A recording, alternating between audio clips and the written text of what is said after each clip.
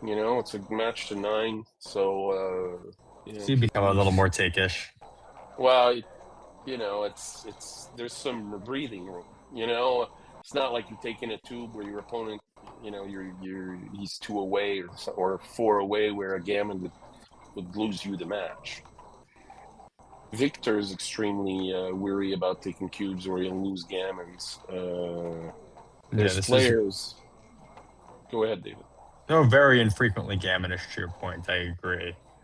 Well, Gerb's not going to get gammon. He's got the golden point. So exactly. And now he rolled, a box at 5-5s.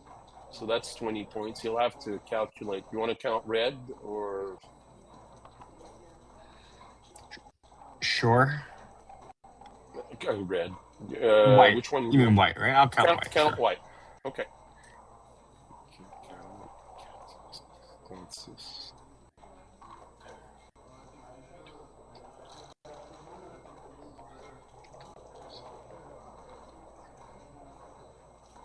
104 for blue. And 98?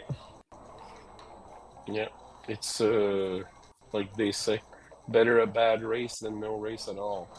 Yeah, but six is actually less than 4. I think 4 is what you're looking for here. And I think it's a 4 delta, David? Yeah, a 4 delta. Okay. And I think that's what they're going to arrive at, is that if it doesn't quite meet that 4 delta requirement, and he'll stay back. Which means he'll stay back on which is Herb wants some contact. That's the value in winning the game. There's no worries much about gammons here.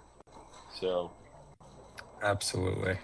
And clearing those 2 from the midpoint will be a challenge. Well, he's got 2 landing spots, so that's the right way to evaluate it. Herb's got a formidable board. And all his hopes are literally hanging on. So he'll bring 1 in here, I assume. There we go. Bring it to the 6. The stream's up, my friend.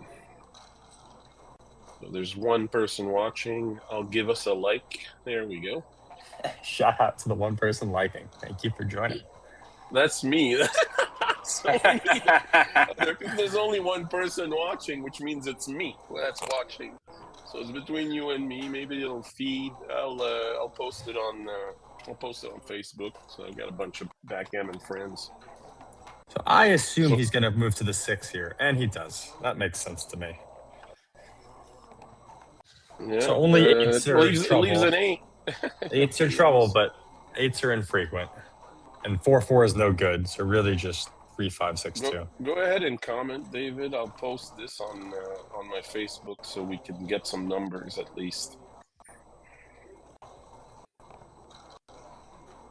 All right, I'm joining now. Bear with me.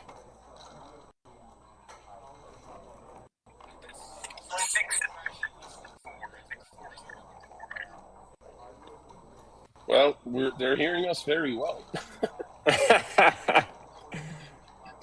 How about them apples? We got 2 likes. It's probably you and I. That is quite literally you and I, but I'm sharing it with my team, so let's see what they think. Now, I play out of the New York City backgammon team with Remy, and we've got quite the group here. NZC. Okay. Well, that's right. And we had a great showing for this tournament. Quite a few people made it out, and some are doing quite well, so we're excited. 4-1. Wow. Play it safe. Absolutely.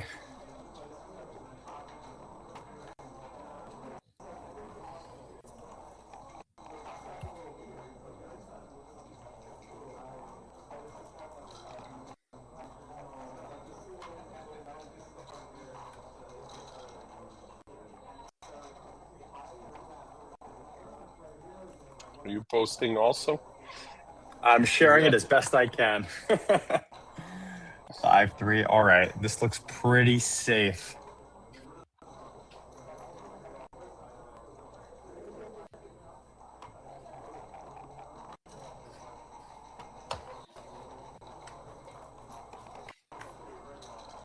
So John will probably run here. Oh, that's John Fairmouth. Sorry, I got him flipped. Interesting. I know, Stu, that the link wasn't live, so we're fine now. It looks like we're on, and as far as I could hear David talking. So his calculus here was that those 3 pips in the race weren't worth the very rare chance that he gets an additional shot on the 6 point, which I'm not sure I agree with, but I understand how he got there. And now he runs. Well, 6-5, he doesn't have a choice. That's the only 6 he could get. Yeah, that was on 2-1 a turn prior. Okay. 6-3. Well, 2-1, he's way behind in the race, so you have to stick around. You know, with the Yeah, odd but that he rolls a 6-1, 5-1. But 6-1 and 5-1 were still safe. He had 4 checkers on the 6. Oh, okay. I didn't see it. But it was an interesting choice nonetheless. This is close to Gin, depending on what John rolls here.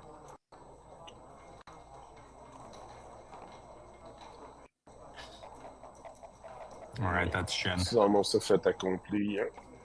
So it's 3-0. So 6 away, 9 away. Let's grab XG and look at the equity table.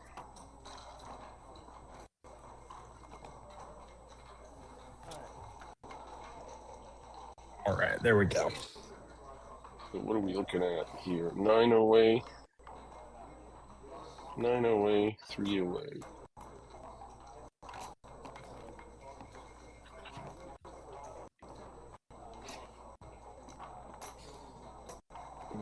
Three away. Oh, I've got the wrong table. This is a table. Gotta put a 0 on both scores for it to be accurate. Actually, I don't have to put 0 on both scores. I have to put 3 on one score. There we go. Options, analysis, match equity table. There we go.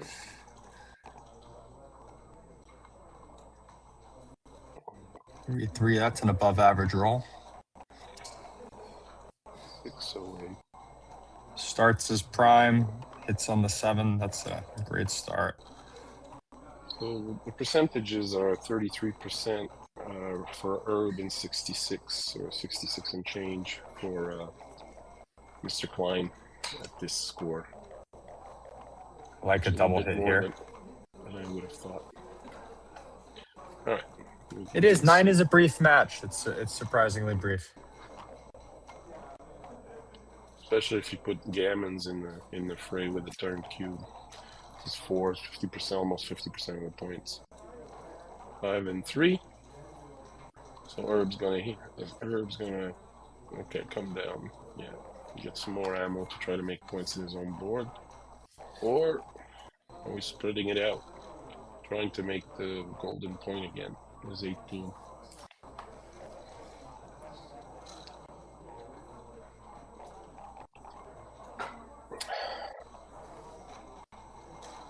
I'd be tempted to bring that 5 down and try and fight for my 5 point.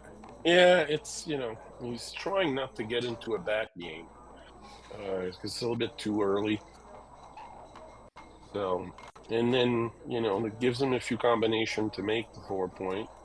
And now John's slotted, so there's a bunch more, it's 20 numbers to hit, maybe even more, which he doesn't. Wow. So, and does he just make a point? Yeah, it makes the 3 point. But playing behind an anchor is, but it's, what else is that can he do? So he'll make the point here, and yeah, he'll probably make the 7 point as well. Yeah, and start a prime. That's the only logical thing. I don't see John missing that. Yeah, he might be tempted to run off of the golden point, but it's too soon. Way too soon.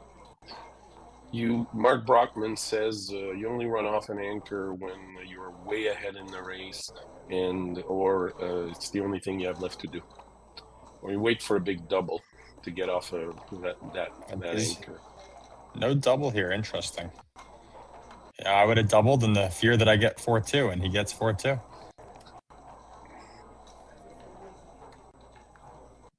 I'm not sure. I think I would have waited. The 3 anchor is not very good. Michi calls it the butterfly anchor, meaning you got to fly off of it relatively fast. This seems almost certain to be a cube. Yeah, and it's a drop. Yeah, If I don't Herb think they'll takes think too this, I hard. would be, yeah.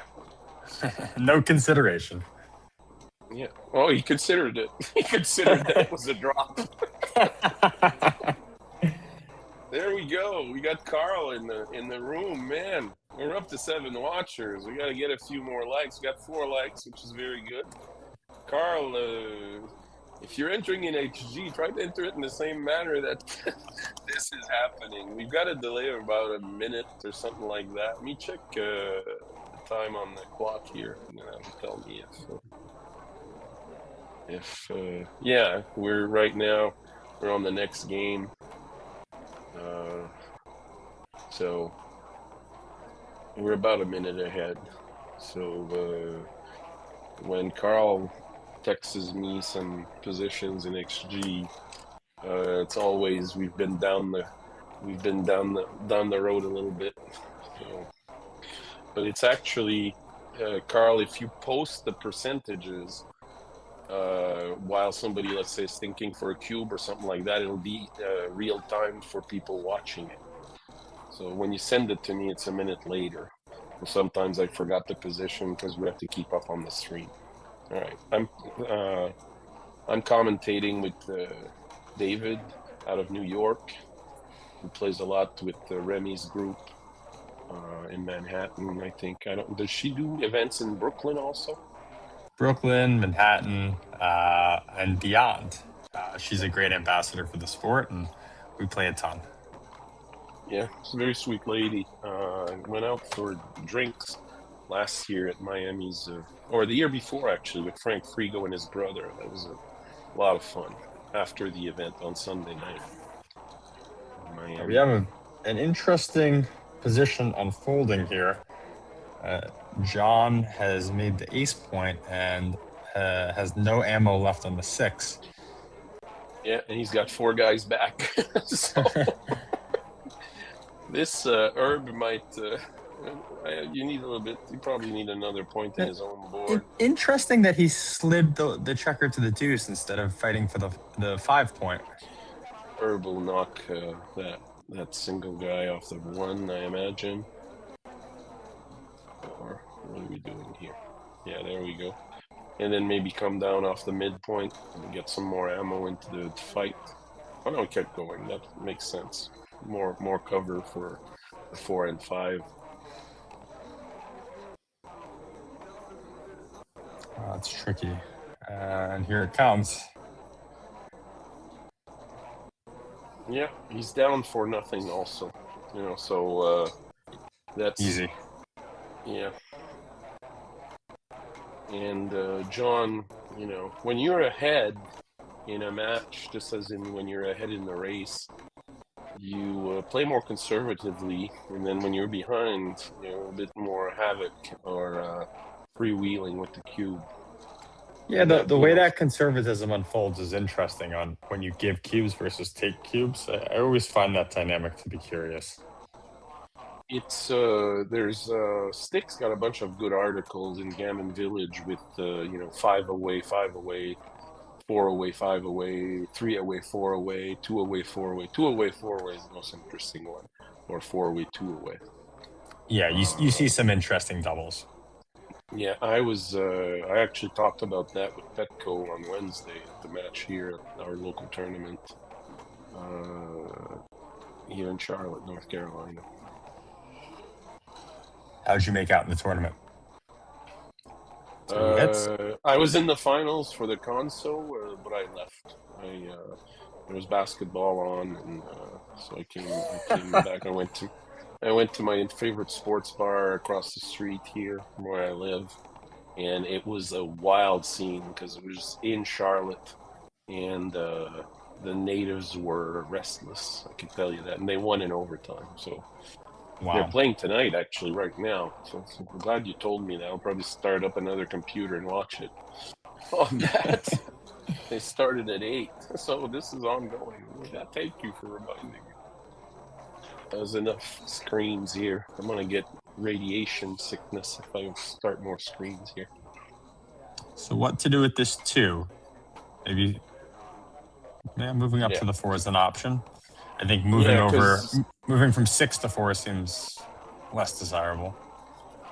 Yeah, his key here is that Michi always says, try to, give yourself where you can play a double 6. So John drops another one. Herb always wearing these colorful shirts. Look at the cufflinks on that. He's got one, the arm he's playing with rolled all the way up, and then the other one just one turn off the cuff. Stylish gentleman. Very, very fun to talk with. Very erudite and well-traveled. 4-3, a nice optional first roll. He plays the aggressive play as he's behind. He's behind, so you're playing gammon go to a certain extent. 6-1 against the prime. Yep. To sending us some directives. No, I guess Rich just beat Karen, so everybody's coming over here. All right, welcome to the chat. We got, the numbers are rising. 6-4. Does he run off his midpoint? Show a sign of life if you're there. Love seeing people on the chat. So. I'd be tempted to run off my midpoint here and start a prime and bring some ammo down. I think that's what he's going to do.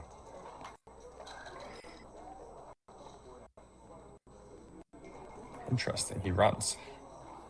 Yeah, you don't want to give up your midpoint quite yet because he still has his two guys on the 24, and the midpoint's extremely important. That's fair, but he'd have a lot of ammo in a game where he's down, so it's a tempting decision. But re-roll from Herb here. He got caught in the baffle box. I find when I play against XG, running off the midpoint is something that XG does at a rate that I could never fathom. Yeah, XG's sometimes cavalier. is the best is when you watch Ryan Rebello's YouTube videos where he's playing XG and he analyzes afterward, and he, in his very stoic and Asperger type-ish analysis, he's like, only the computer would play this. Nobody alive would play this. This is a computer play. Oh, it's fair. The computer has nerves of steel.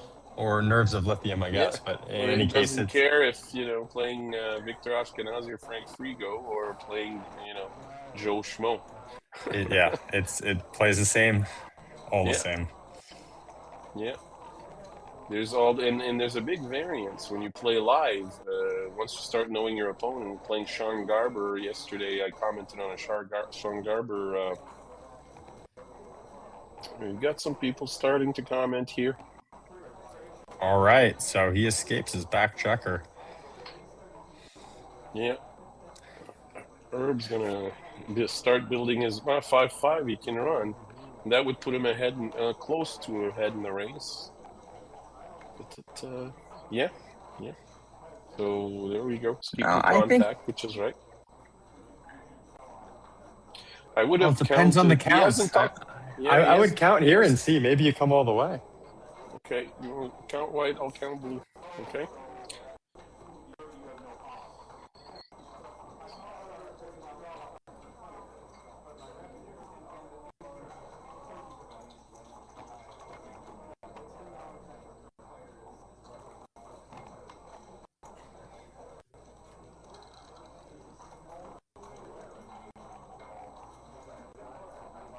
$170 for blue. And 125 for white is what I'm saying. Yeah, which is probably why he came up to the bar point on the 18. So he's a little bit ahead. We have 7 or 8 difference. Blue, now we've got 14. Blue could have played all the way to the midpoint though and been in the lead. I think I would have used a little more clock there and counted. I just think that move requires some thinking. I don't think 6 is enough ahead to eliminate contact altogether. Oh, I think it's greater than 4. I think that's the threshold. Where did you read that? It's a modality I've run into a few times. It's more than half a roll, effectively. I was listening to actually an Art Benjamin lecture about it. Okay. Now it depends on the scenario. Obviously, there's an additional contact here because it's not just the opponent's midpoint. But I would be much more akin to analyze it in percentage. Okay, we were at 117, 124, I think is what you said. So 6 points is, barely 5%. But if you're going to be ahead by 6, if you're going to be ahead by 6, and the opponent's expected roll is 8, and your expected roll is 8, you'll keep seesawing around that midpoint, except you have 2 additional pips around that seesaw, if that makes any sense. So you are incentivized I understand to take your that logic. lead. I understand your logic, but I don't think it's enough of a lead to unplug contact. Because one big, a double 4 or a double 5s, and your opponent's caught up and passed you. Sure, but bye in the equity. Part of this game also involves not being afraid of ghosts. I think if you only play to be afraid of 6, 6, 5, 5, 4, 4, you'll hedge too many infrequent scenarios. But I hear you. You might be right. I'm frequently wrong. Earlier you were singing the virtue of, he has a shot with 6-3, which is 1 out of 17 or something like that. So 1 out of 17, we're again at about 6%. Yeah, well, I was just hoping for the drama, that's all. Yeah, indeed. Let's get some action going here.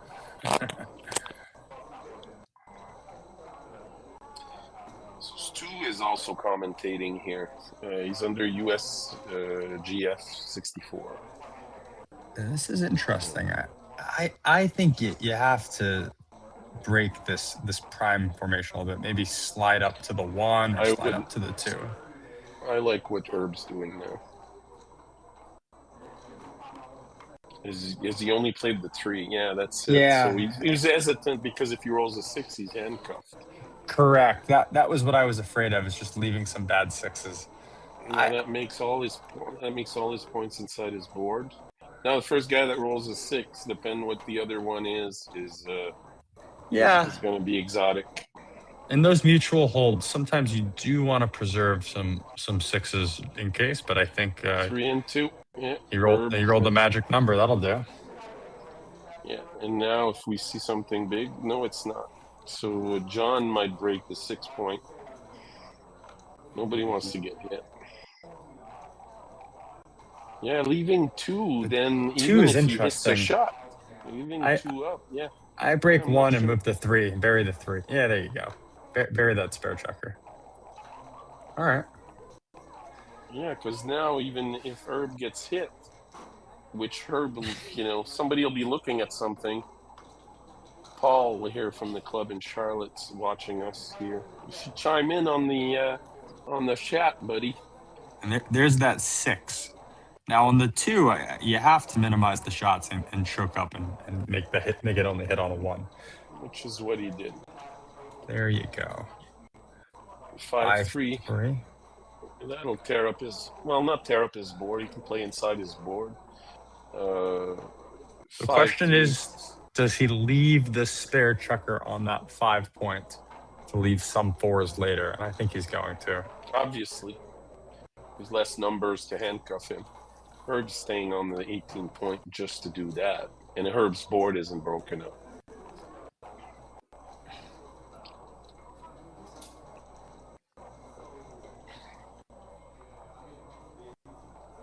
Six and 3. Exactly. Any 6. You got to leave that 6 out there, I assume. And we're falling into the same fray that John was a roll ago. Who is this? He jammed on the brakes right at the right time. Roy, thank you. First of all, he wrote my name properly. And he says, loving the GL Harvey great commentary. I'm commentating with David, so it's more than likely if there's any form of intellectual property here, it comes from David, because I'm an idiot. That's very generous, GL, but I'm just trying to follow you your gotta lead. make your partner look good, right? I just gave you a little bit of crass by saying 1 out of 17 is off spot. Like, I'm trying to buy back some creds here, man. I'm just your punching bag, GL. Don't worry. No, I don't want to do that. I don't know you. If I'd have had a drink with you, then believe me, I'd be punching away. I hold no bars, believe me, and no, everybody that knows me knows that. And we're just here for their entertainment. Don't you worry. Okay. The people that take me seriously, I always say they deserve it. I'm very serious. They get offended from what I say. It's like they deserve it. I'm like, this takes me seriously, for crying out loud. Stu warned me about you. All right, here's an interesting little standoff, and that's that. Yeah, Herb is breaking. Contact here is phenomenal. Usually I use the keep count in this position. Well, that's usually the equities just swang several times. Welcome to backgammon. Yeah, it is a cruel game. I'm not sure why we do this. I don't think there's a double yet, though. No, I don't. He's got 3 guys. He's got 18 on the last 2. He's also up, so it just makes it more take-ish on the other end. So 21. I mean, I can do the Klein count here, which is probably what he's doing. What are we looking at here? 11. There's a gap on the 5, though. So,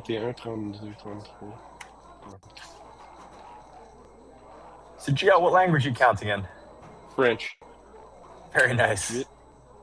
So 48, and then plus 6 on the 1, so 54, plus 2 on the 2, that's 56, and divided by 7 is 9. So it's 60. Oh, so he's got 1 chucker off. Against. This is a tough one. No, he's the one. 56. What's your choice here? Take or pass? 56 against 56. Come on, 56. And that's on the other side is 32. 36. 39 plus 8 is 47. Plus 1 is 49, plus 1 for the open is 50, plus 7 is 57. So 57 less 50. I would not take this. I think Herb's got too much wastage. Even down 2 with the gap on the 5. Yeah, Herb's got too much wastage. John's got a little bit of it, also, and he still has to come in. John's going to take two more guys off, and if he rolls a 5, then at least he gets 5 pips better. I would have dropped it. The key count sent to drop it, and I might have completely massacred the math on the key count, but. Just looking at the position on the wastage, the distribution, which Herb was upside down from efficient distribution, you're trying to get a pyramid, sort of an uphill graph toward your 6 when to have optimal distribution for a bear off. Sure. And I think the opposite. You eventually convert these to equities and then compare it to the matched equity table and say, well, now that he's 4 away versus 7 away, how is that comparing to what would have happened? I would have been tempted. I think he thought about it. David, look at this. You're the actor, and I'm the one that's being called a stud muffin in the chat. Man, what's happening here? People are people. Listen, I'm here for the backgammon, and you're just the eye candy. Come on. Yeah, there you go. I can't believe people. There's a great Dilbert. Stu told me that he loved one of my expressions yesterday, which. I was sort of not agreeing with the play that was done, and I'm like, I was commentating. I know both guys, so I don't mind, sort of jabbing them, which is Joe Russell and Joe Urso. And I'm like, what color is the sky in your world? All right. John's getting beat. Herb's getting beat up. Go for it, Dave. All right, so he's going to hit here rather than point up, and that he must do. Yeah, to even up the race a little bit. Not a question. And Yeah, wow, and he dances. Herb having the 5 and 6 done, that might escalate quickly into.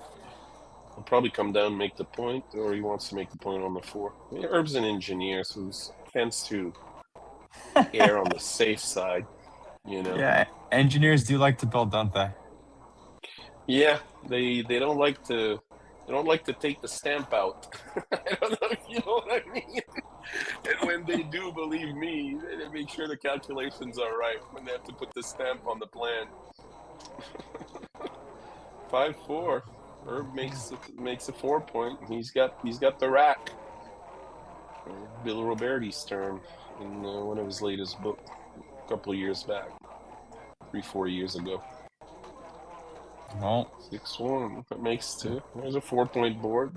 They're a 4 point prime. Those are longer to jump than they seem.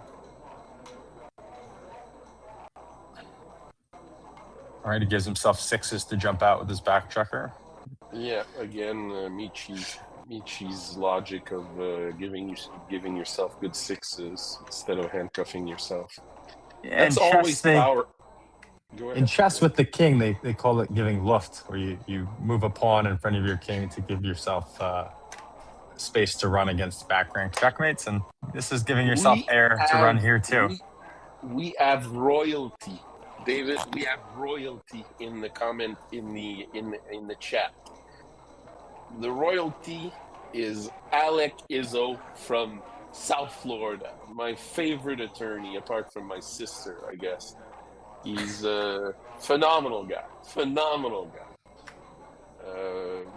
I met Alec in 2017 at the Miami Open, which is Karen had organized at a beautiful hotel, had a rooftop pool, and we played there at night. We had a chouette with Joe Russell, Roberto and Irina Litzenberger, just a bunch of people that were. I have a picture of that. It's awesome. But Alec. When I moved to South Florida, I was living on a yacht, and I moved to South Florida, and I started showing up at the first time I go to the Miami North Miami Chouette on Monday night.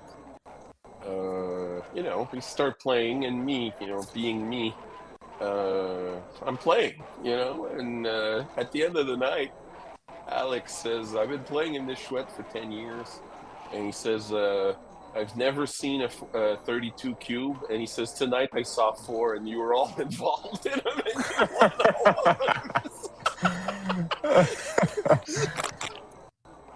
And then I met another gentleman that was Costas Balakis, which he's in real estate in New York, but he's retired in Florida now. Super guy. He said that expression I used to say, guys, we were just busting each other's, you know what, and I kept saying, whenever somebody would miss a shot, it's like, it's a damn shame. It's a damn shame. It's a damn shame. Breaks my heart to see it. Exactly. Yeah, exactly. It breaks my heart to see what's going to happen here with those 6s. Nothing. And he gets the cube. Herb took a cube where he had the anchor on the golden point earlier in this match, and that's when I think he went down. He lost 2 points on that one. What do you make of this? What are you afraid of taking this cube here? He's got a good anchor, so that diminishes the gammon chances, which is, gammon. The reason John's giving it's because he wants a gammon, because 4 away gives him the match. Does that make sense to you? We're up to 44 watchers. If anybody can hit the smash button, smash the like button, that's very good. He took it and moved it to 16, which would have been very fortuitous. That'd be like a double backgammon, right? Yeah, the triple beaver, as they call it. Yeah. Well, you know what they call it. You beaver it, then they raccoon it, then they aardvark it, and so forth, right? I've never seen an aardvark, but I'd love to see the day. That's some real degenerate backgammon. There's a book written by a New Yorker. Let me go get it here. I've got it right here, and all the terms are in there. So let me partake some knowledge from somebody else. Obviously, I don't have any knowledge. Wow! The book's called Dice. Look at this, Cubes, and Gentlemen. Well, obviously, he took the cube, so now he'll dance forever. It's the dice gods. Yeah, he comes in. I think he would have liked to have come in on the 2 if possible, but not given the opportunity. I got all the terms here, my friend, in this book. So I think he points up. Yep, that makes sense. Oh, interesting. Okay, that works too. I have 3. That covers the 3-point. Yeah.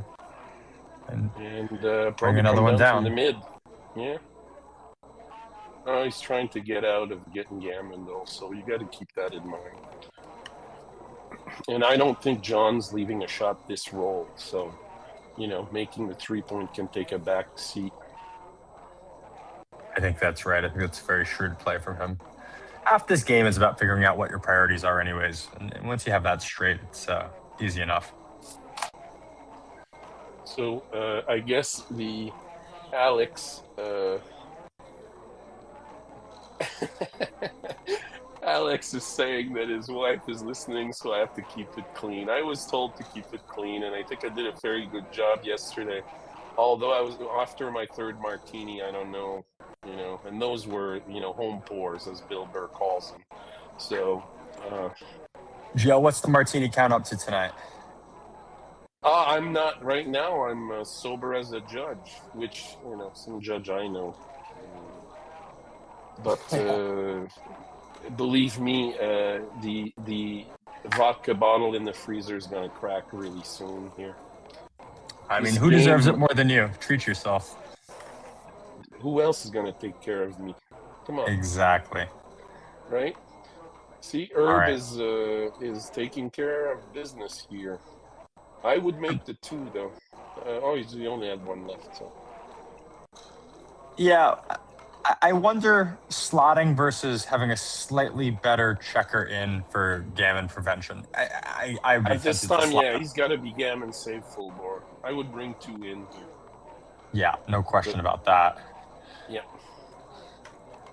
He's just trying to reduce the turns.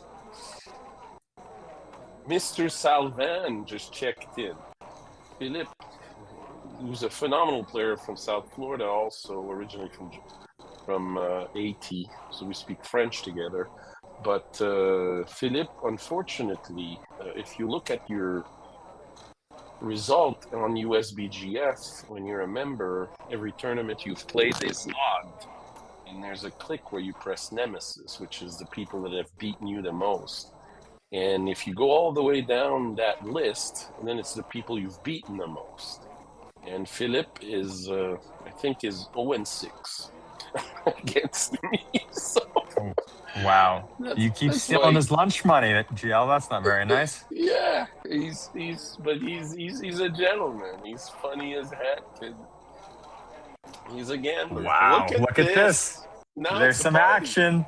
Yeah. Never a free lunch, GL. Have a sweat. No, it's never easy. Anything that's worth it's never easy. All right, that's the end of the sweat. Yeah, then he breaks his board, so he's going to contemplate leaving here. I think he leaves it. I think he's going to stay there. There's no way he leaves. He breaks it. He's off the gammon. He's off the gammon, so, but he's got to break his 6-point here.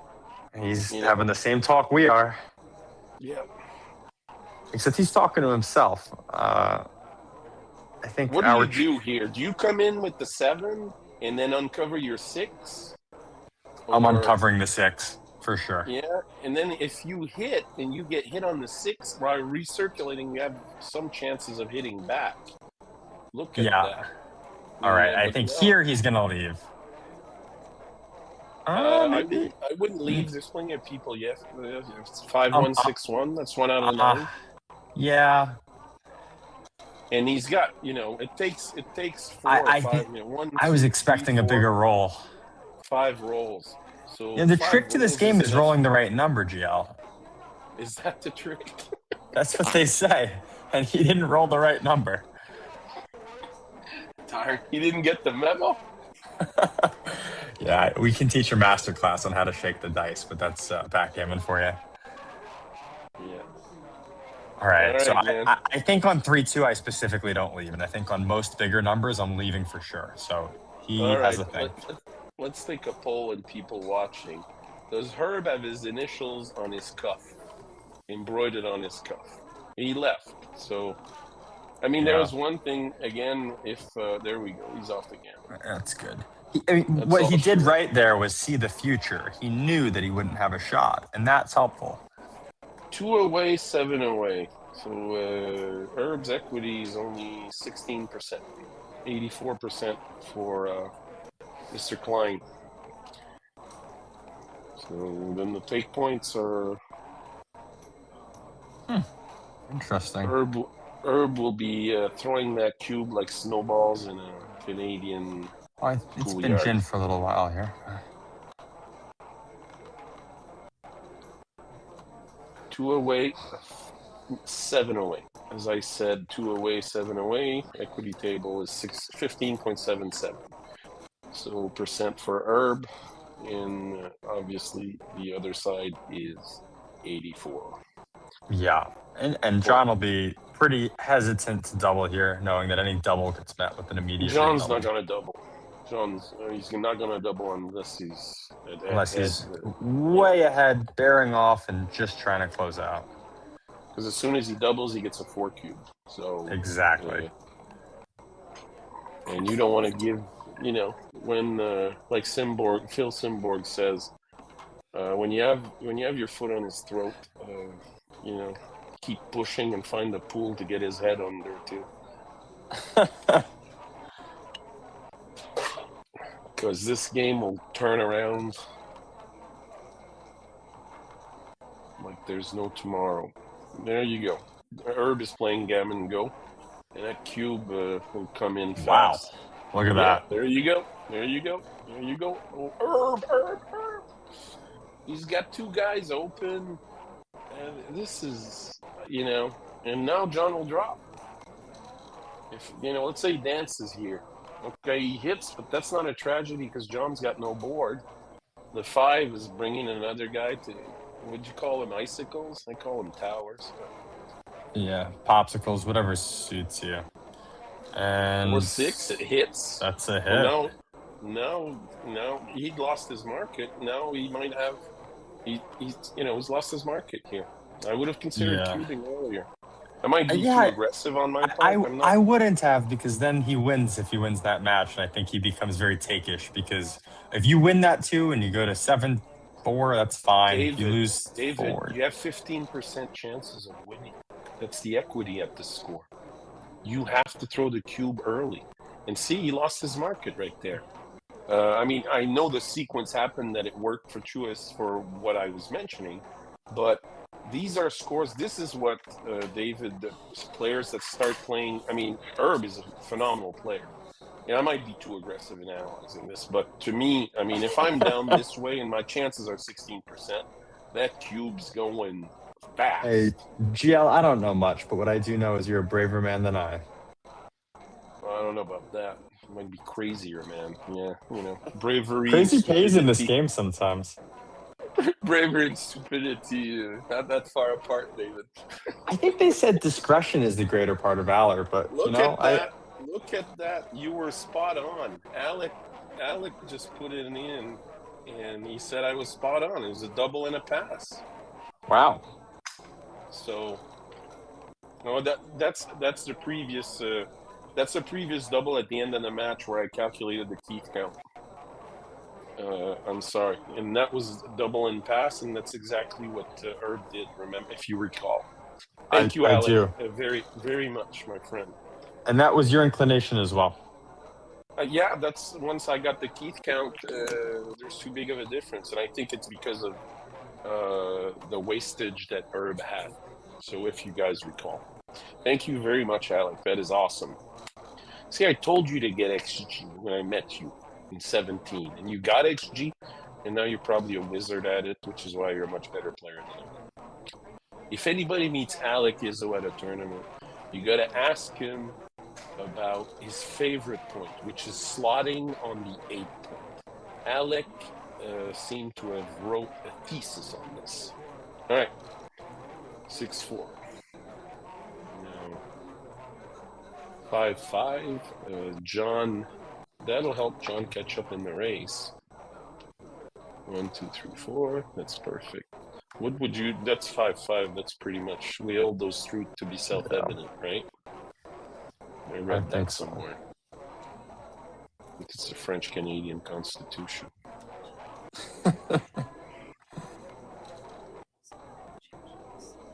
5-2. He's slots and board. Comes down. You want to keep that spare. Yeah. You know, because then if there's just not too many uses for it, because in most circumstances he's going to get that blot around it, and he did get that blot. Yeah, but he was a favorite to get that blot to safety, so it was of less relevance there. Is equity in this match currently is anchor on the 4 point. Now build your board. Well, that's a perfect roll. I'd say that's above average. Well, it certainly makes it harder for John to get out. And as soon as he gets out, he's going to get hammered on the 4 point, because John's got a Swiss cheese home board. There we go. Commentary reminds me of Frank Gifford and Don Meredith. Oh my God, somebody's showing his age. Yeah, now, guys, I'm 31. I don't know who those people are. I just turned 62 last weekend. So, there you go. It's certainly not wisdom, I can tell you that. Are you saying we're the blind leading the blinds? I can't see that far. I'm wearing glasses, don't worry. I got my contacts in. And you know, us old folks, I took a nap before I knew I was going to comment. And, brother, you have to nap like a grandmaster. That's the trick. Yeah, or a grandfather. What's the difference? I'm not yet. Yeah, exactly. Let's not cloud the issue with facts, right? Exactly. Have you been to one of these tournaments before? Just once. I think 2 years ago, I think in 24, I missed the 2 in LA. That's it. I was at every tournament. Gotta put the odds in your favor. Well, thanks for the comparison, Mick. Mick said Frank Gifford and Don Meredith. I imagine I'm Don Meredith. That was Monday Night Football. Frank Gifford was the quarterback. Mick, that's a funny way of calling GL handsome, but I agree. Don Meredith was handsome? Jesus, I don't remember the same guy. That's why I said it was funny. Oh, okay.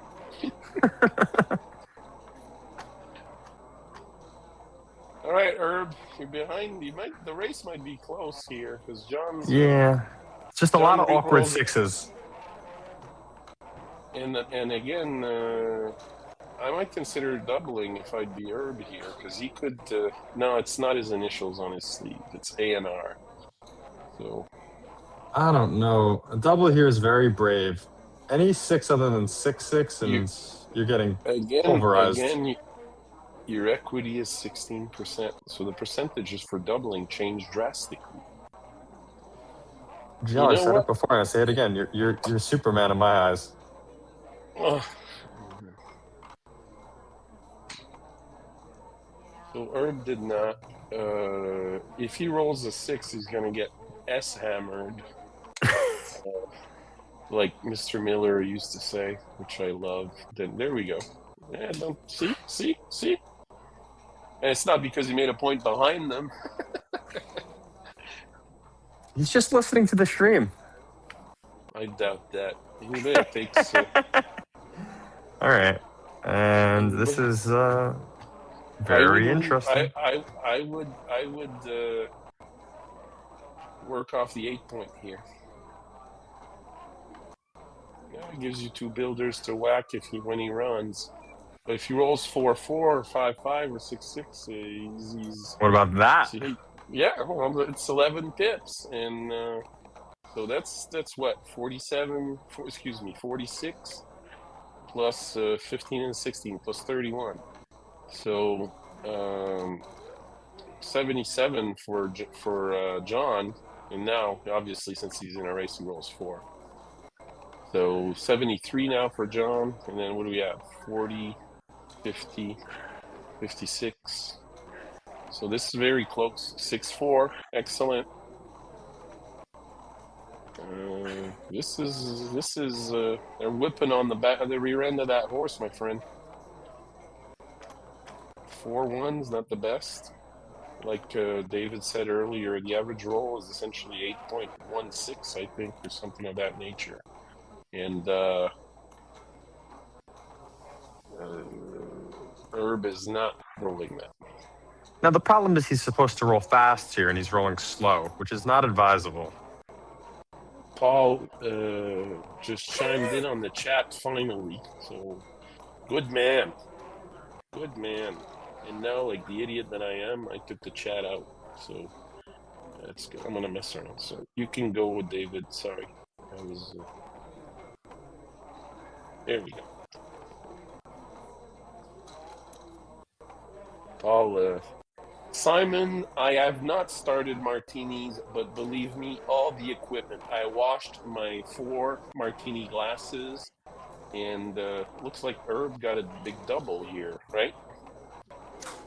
Yeah, double threes a few turns ago. Yeah. 20, okay, yeah. So that'll make it much better. So we could have set 2 away, 4 away. Wow, this is some good drama. Favorite. Yeah, it just took 1 or 2 off. This is close. It's very close. Bring it to the 2. Bring it to the 2. Oh, Yeah, I think the 2 is important there. Because it's just, you want less bad low numbers. Yeah, might not bode well for Herb. Yeah, I'm very brave way of being. All right, so it comes down to this. Yeah. No ones or 2s. 2s. Yeah, that's 20 rolls. Wow. You did that. Excellent. Phenomenal. We have another game. You have to learn to roll like a grandmaster. That is the trick. I think grandmaster is knowledge.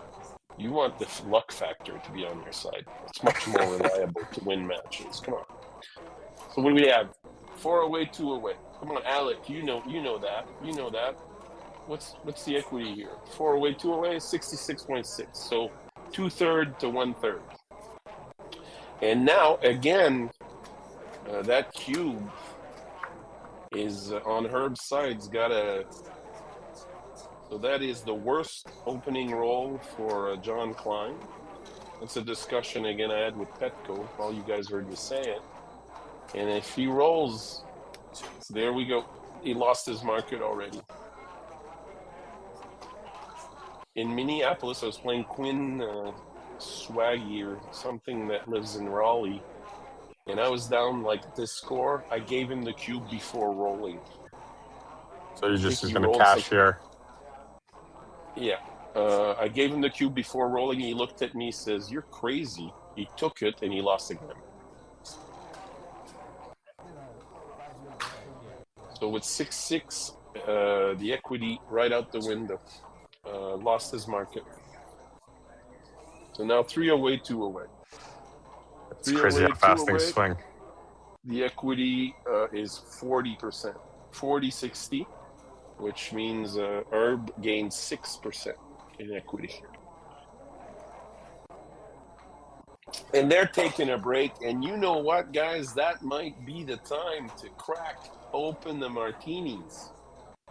I've got my lemon over there. Let's look at this. I need water anyway. So what do you guys think? Should I start drinking martinis? GL, I think nobody deserves it more than you. 9:30. What am I sober at 9:30 at night on a Saturday? Unbelievable. Yeah. Cats and dogs. Just to confirm, I do think today is Friday, so it could be worse. Oh, you're right. I work today. You know, it ends with a Y. It's always fun, right? There you go. There you go. Fill up my water jar. Let's get some Have one ice for in me here. too, buddy. I'm 3 years Oh, off the believe me, sauce, but the you can have a size I second on make my him, behalf. the size I make him. You're 10 years off the sauce. Congratulations. 3 years, 3 years. 10 years would Three be a little years. much. 3 years. You'd have started at. I went. It would I mean went I for a quit at stretch. 21. I went for a stretch for 16 years. I didn't drink, and then I turned 17. So, gotta have priorities in life. Are they still on break? Because I'm not close to my. They are very much my on break, my friends. I'm getting my shaker out. Let's get some ice cubes in here. We are in for a photo finish. 7-6 is some good drama in the end. 60-40? Is that what I said for the equity? That sounds ballpark correct. Yeah. Well, I'm looking at XG, so the equity table on XG. All right, there we go. And hopefully we have enough for the evening. If I drink all that, I won't be able to see straight. So there we go.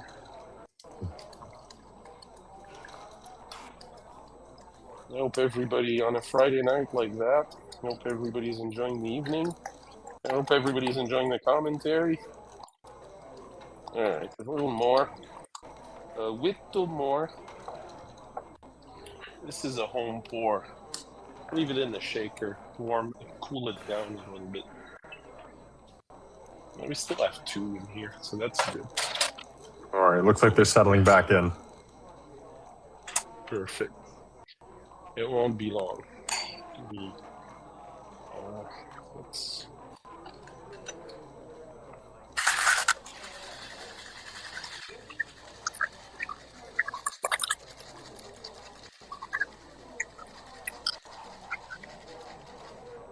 All right. I don't know if you guys heard that. Go ahead, David. If they're starting. It is starting up momentarily. So far, one of them is back.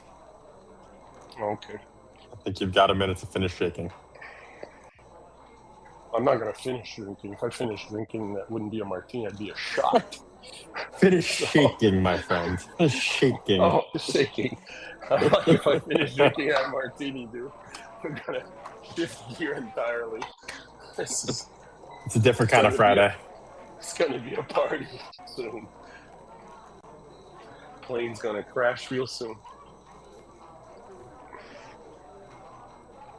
Beautiful night in Charlotte.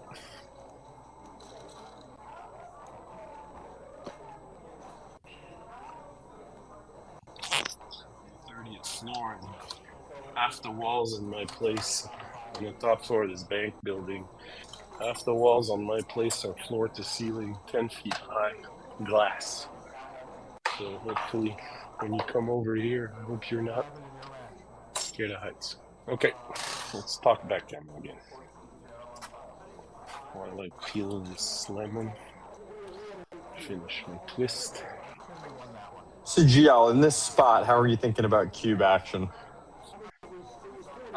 You lose a little bit because if for Herb doesn't get full joy of it.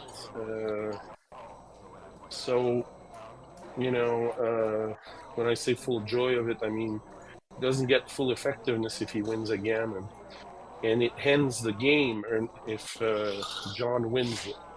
So John's not going to touch it because it gets right back down his throat in a second, obviously. Unless he's very much ahead. Some people can chime in, see what they think, before we start here. Looks like Herb is still out, and John's looking at his phone. All right, and we're on.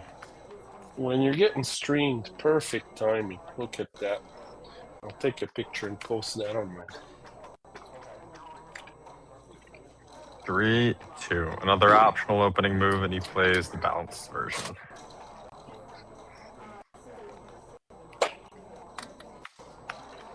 I'll take a picture and post that. I don't know if Alec chimed in just because he saw my post on Facebook, but there we go. I'll post that on Facebook. You guys will see my setup. How we doing here, David? Well, David, I'm having a great time commentating with you, by the way. likewise. Likewise. I'm excited to meet you in person, my friend. You'll be disappointed. There's a great line in a song I have on one of my playlists. At the end, you know, the DJ's like, "Is everybody having a great time?" Everyone is, "Yeah, yeah, yeah." We'll soon change that. Ooh, what just happened? Okay. I don't know. The sequence where John is staving off the cube, I can tell you that. John's much better. I would have been tempted myself, foolishly perhaps, to try and escape my back checker and choke up a little bit, but it certainly puts it in more hitting territory. I guess the builder proved to be very useful. Here's how much of an idiot I am. I set up all this to post on my Facebook, and I'd forgotten to press post. So now I just posted it, and I took a picture of my setup with my martini glass and my shaker. All right. Better late than never. Some people can come in for the photo finish. Yeah. 5-3, that's no good. The pictures, I'm going to start losing focus real fast. Okay, 5-3, excuse me. All right. 2 on the roof. Yeah, some gammon odds here for sure. Yeah, that'll wrap it up. Gammon go for John. All right. Okay, when you get 2 on the roof, everybody's always wants for the 2 to come down, but bringing in 1 is good. Let's not be greedy. All right, he covers. My Herb needs an anchor here. Herb, definitely. All right, Kit, I think he heard you. Let me check. Yeah, that is exactly what the doctor ordered. Let me check how Kit did. Let's start. I think I already have a window open at that. Yeah, I had the match report from John Coyne. Let's see. I think Kit is still alive in the Super Jackpot. I can tell you that. I recall from yesterday when I called on one of their games.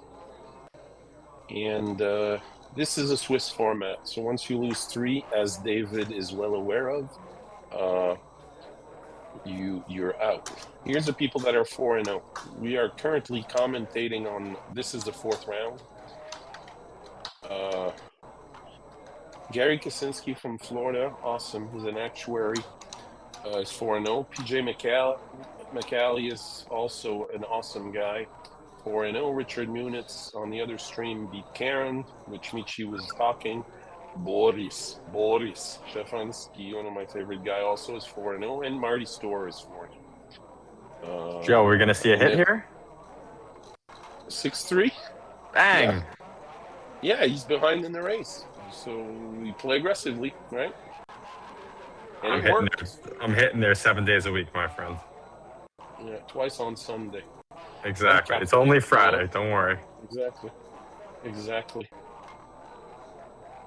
And we're past, it's not even in Lent anymore. So another good reason to start boozing. I thought you were going to say another reason to hit, but same gist. Oh. All right, Herb, 4. Oh, you missed the baffle box. You had the 4 too. That's not. Oh, that hurts. You hate to see that. Yeah. Well, he'll have some more contact. He's on the 4. That's his only hope. He's fine. I just mean the 4 was a tease, that's all. Yeah. Well, it always works that way. No. You know that, Dave. You've played enough.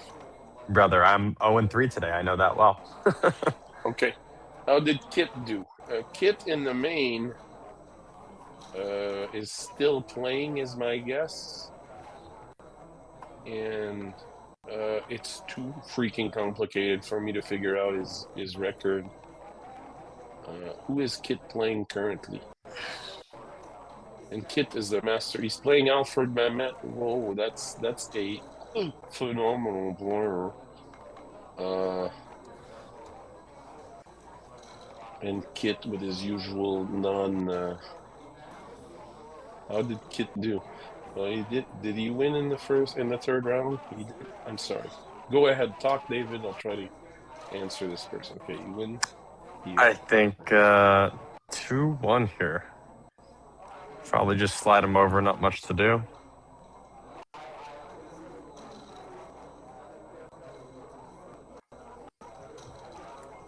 You just happen to think, though.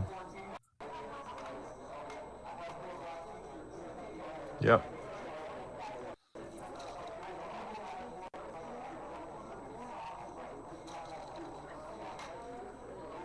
And he is leaving one behind. Very curious. I think Kit is 2-1. So I would be afraid to leave one behind here, but he does it nonetheless. Currently playing.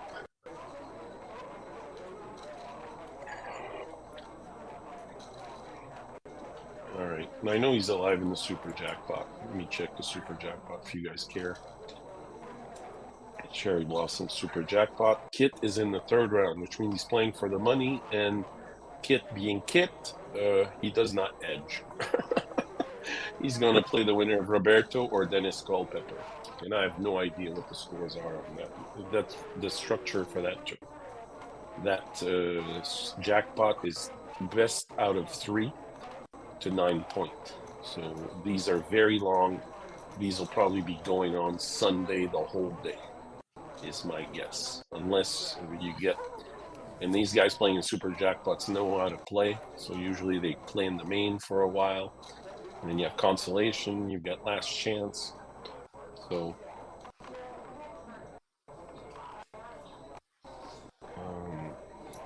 I was just reading a text. World Ola from Last Frontier. What's the Last Frontier? Alaska? This is Mr. Miller, another gentleman that wears colorful shirts. Lives in Alaska.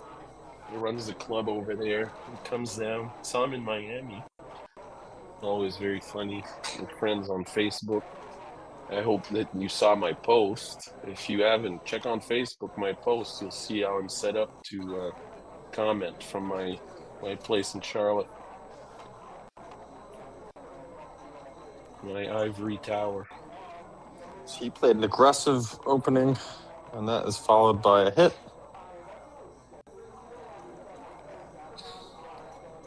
Mr. Miller's asking me, what kind of vodka are you mixing in your home brew, Uncle GL? At home, I am a huge Kettle One fan.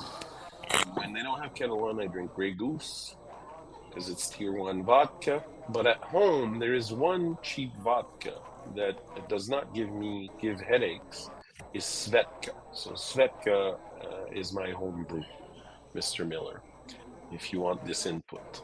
Some people have chastised me and told me that you can't tell the difference between vodka, and they are right. I wouldn't probably be able to tell differences between vodka, but after having had 4 martinis or 5 martinis, I wake up the next day. If it's cheap vodka, you definitely can tell the difference then. So that is that. All right, let's get back here. Crawford game, no cube. Herb hits away since he's behind. Good move. 2-1. He gets hit. So now it's back game time. Try to make another point.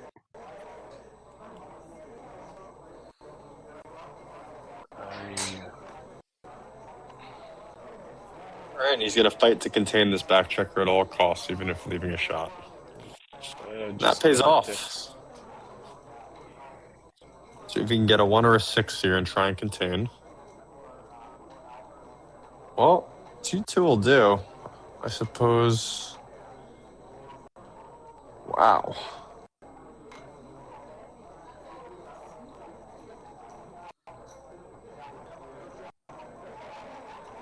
Sorry, guys. I am lining up my Saturday with this gorgeous Italian. All right, now it's a back game. And Herb played it right. If you're going to go in a back game, throw all the furniture to get hit. And the idea is to get literally 100 pips behind. And have 2 points, preferably 1 and 3, but it looks like he'll get 2 and 4. And now John was obligated to hit. I would be hesitant to send a 6th man back because there's no way, although he's got a 3rd one. So there we go, 2, and he's going to bring the 3 to the 4 point. Yeah, don't do 2 point consecutively. There you go. That's the spirit.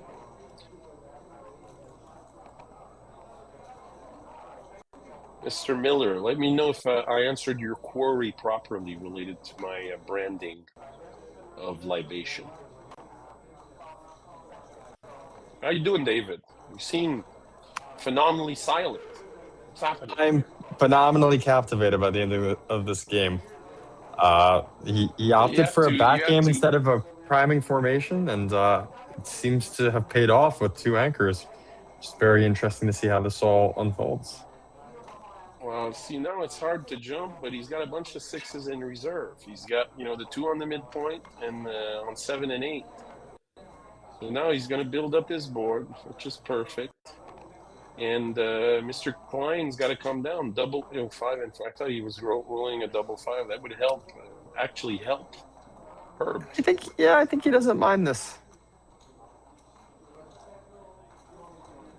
Wow. He's trying to bait Herb into getting off his back game. He hasn't hit his clock yet. There we go. Yeah, it's going to be a tough sell. I don't see him hitting anytime soon. PYXY777, they're all the same. I agree. But when you wake up the next morning, my friend, we're talking about the differences in vodka. When you wake up the next morning, believe me, if you drank Stoli or some of that potato stuff only refined once, you definitely feel it. Herb is this is classic back game. He leaves himself some good 5s here. That was smart. That way 6s escape, 5s cover. 3-1. We'll certainly leave 1 out. 3-1. Now John's gonna try to keep his structure in front of that 4 and 2 point as long as he can. I'd be surprised if he breaks up one of his points, because he doesn't want, unless he breaks up, the 8 point, which would give a 6. But if Herb rolls a 6, yeah, there we go. Because he's trying to have Herb crack his own board.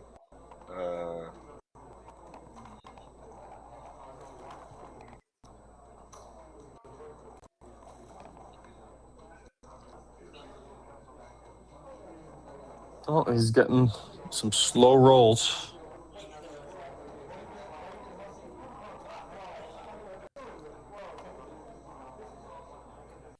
Interesting. He leaves the gap.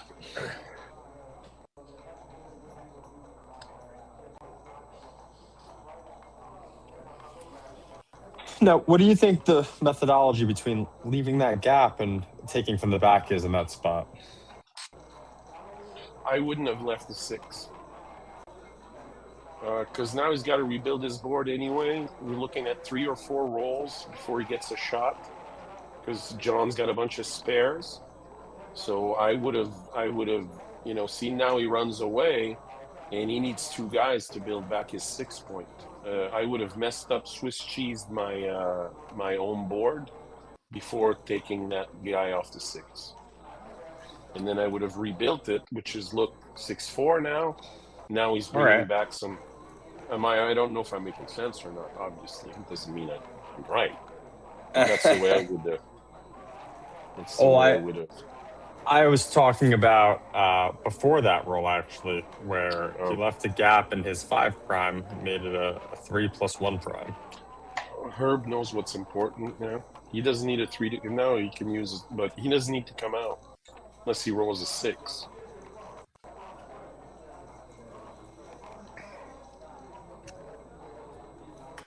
Or 1. That's Yeah, need to go because he needs the 6 anyway for it to have any potential on a back game like this. that makes And then sense. there to might me. be like very, very, very, very faint hope. Yeah, this is non-existing here. It's Crawford anyway, so Gammons don't care for on John's side. That 2 is very helpful. Gives him a chance to make that 6. To make that 6 point, indeed, David.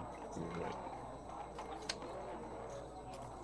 Okay, this is somewhat awkward. There's some really bad rolls for John. Yeah, this is not free at all. That doesn't make the 6. And again, he's going to come down to have exactly to make it 3, make it 6 smart. point. Now, Mr.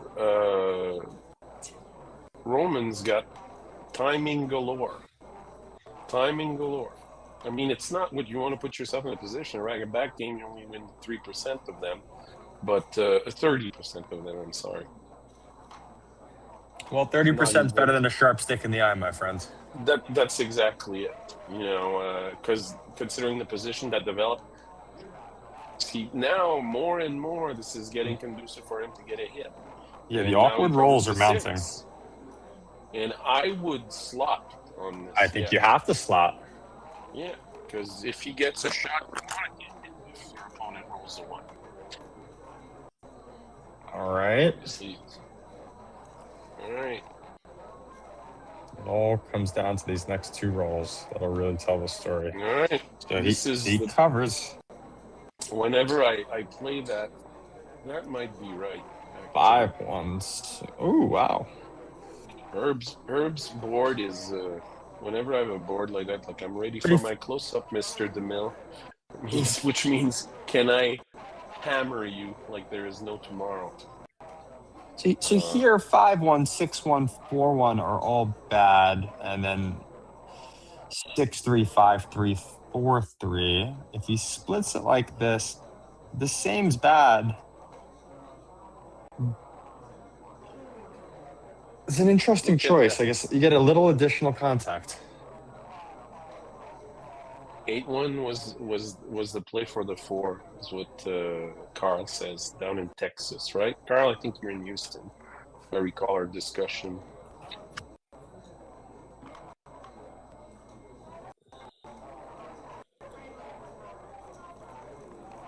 I think this is a shrewd move. Yeah, I think I like it. It gives a little extra contact. And now and there it is. Goes the dynamite. All right. Always a sweat. It's never easy. It's never easy. If it's easy, there's you have to pick 2 of them. It's either it's I'm easy but I'm not cheap, or I'm cheap and I'm real easy. So that's what you have to do. Herb is setting up to put his spares on 4, 5, and 6, which is the exact way Herb knows how to play. He's an engineer, for crying out loud. What are we doing here? What are we doing here? I think he knows this one. It will bring us to DMP. Very unlikely that bring the 3 and the 5 to the 1. What are we doing here, Herbie? I mean, I don't think there's a big difference doing that. Yeah. John only has 3 off, I believe. I think you just play this 5-2, nice I and would safe. peel off the 5. That's perfect. Yeah, that's fine. I think with 3 off, I think I'm taking from the... I'm not. It's close. I'm not. It's close. Well, what is it? 6-1 and 5-1? Whereas the other one, all the doubles come into play and you're messed up, right? Not all of them. Just the top doubles. 4, 5, and 6. Well, that's 3 rolls. So it's 3 versus 4 combos. 5, 4, 6, 5 is awkward, and so forth. So there's more rolls, David. Put the position in. and count them out. There's more rolls if you're not going off the 5. And, I sound sure of myself. I could be as wrong as the day is long, my friend. Well, I like the way you say it.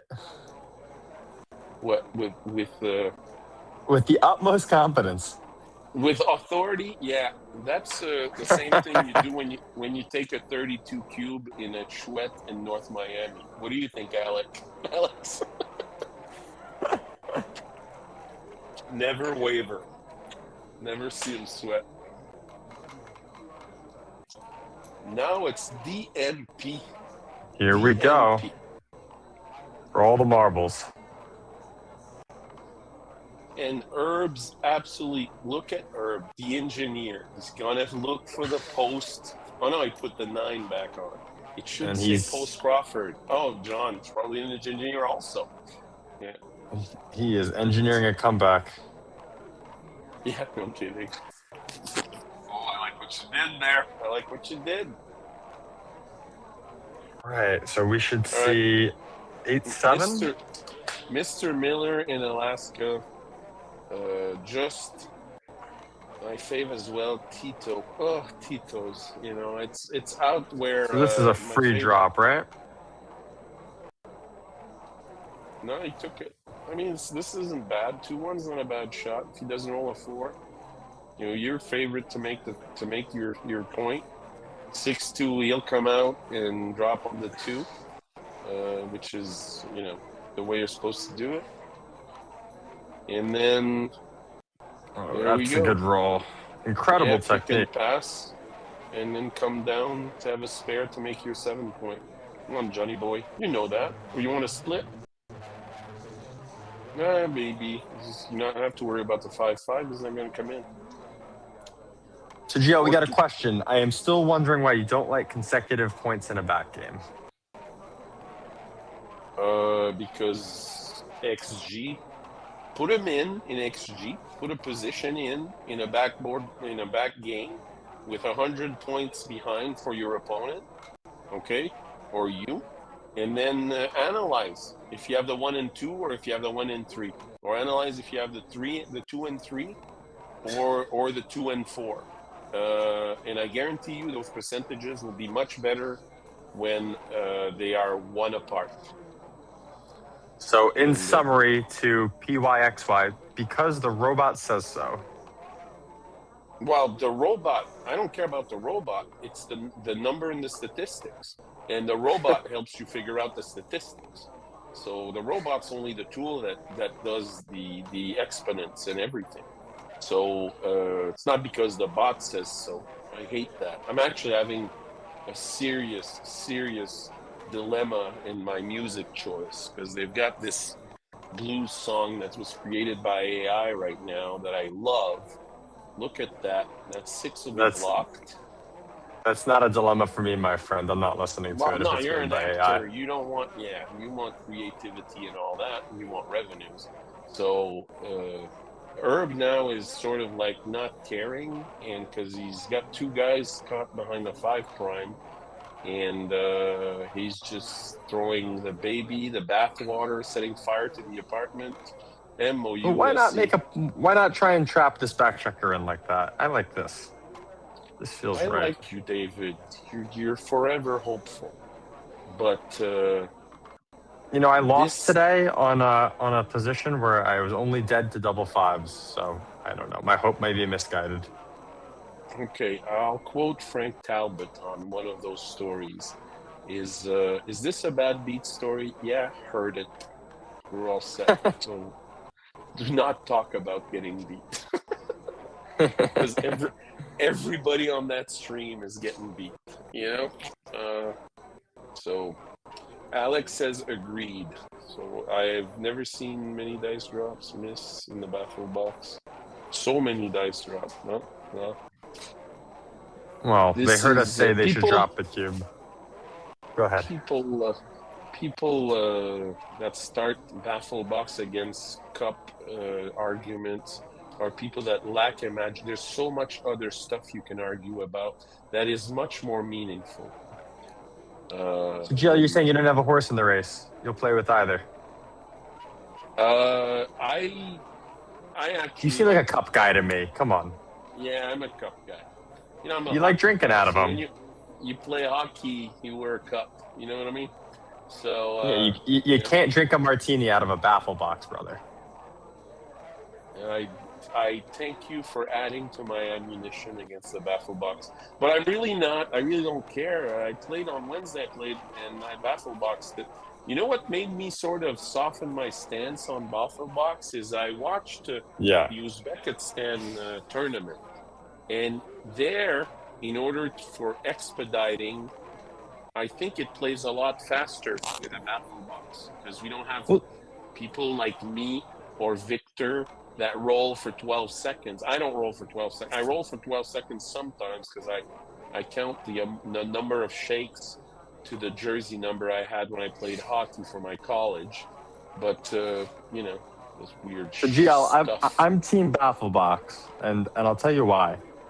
Number dazzle one, me. it's Dazzle me. faster. It's faster, and I want that time to think. But number two, I'm not a shaker. I don't shake the cup. I just dump it over nonchalant, and my opponents don't like Yeah, that. So to avoid the yeah, controversy, I play with the baffle box. yeah. I shake it as often as I can, Dave. You know, And that's why you're a master, my friend. I am far from a master. I actually, in the world ranking, I pride myself on being the worst ranked BMAB at the highest ranking. So there are masters behind me. That's because Yes. I'm a studious. I go to many tournaments. I go on quantity, so I try to overwhelm my ranking. This is not Right. looking good for Herb. Anybody here No. thinks Herb is on the respirator here? Yeah, in my opinion, there's good and there's not good, and this is not good. David, I'm having fun talking because some people you comment with sometimes are overly technical, and this doesn't need comments. This doesn't need What else is comments. there to say? Checkers stuck behind other checkers. That is bad. That's my analysis. This is Herb, although I'm pretty sure he's not Catholic, should light candles right now. So, and the board's going to go the way of the dodo bird. So, Yeah, that's all, folks. it's looking crunchy like a bag of Doritos right now. There, look at you starting to use anecdotes. Come on, man. Somebody after my heart. It's the only way I speak English is from quoting from, Blazing Saddles and stuff like that. Yeah, you might as well have fun with it. I mean, talk all day. You didn't tell me your mother was Dutch. Your grandmother was Dutch. One of my favorite lines ever. GL, I'll have you know, in all seriousness, my mother is Dutch. You didn't tell me that. You never told me your grandmother was Dutch. That's such a great line. Anyway, some people listening, we might lose some listeners for lack of super technical discussion right now on a atrocious back game. We can sum it up rather succinctly. He couldn't play the 5 from his 7 point, so he had to strip his 6 point.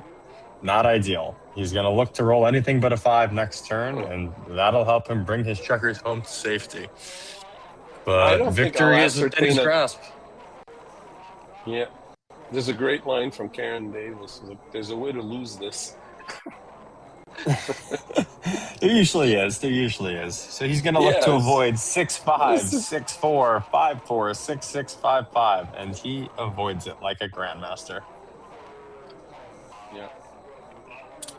You have no idea how comfortable this is. Watching phenomenal backgammon, drinking a martini, sitting in my phenomenal chair up here in a controlled weather environment. It's a good day to be you. The only person better right now is probably John Klein. Yeah, I'll tell you what. The only reason it's a good day to be me is because nobody else is going to give me a hand to be me. So, you got to make it work for you. Look at that. Wow. You want fries, oh, you want fries with that? Come on, Johnny boy. You want Oh, fries with those that? look like two beautiful French fries. McDonald's at least, perhaps even Five Guys. Those are fantastic icicles he's got going on. And he can roll another 4 times 1, and he's not going to leave a shot.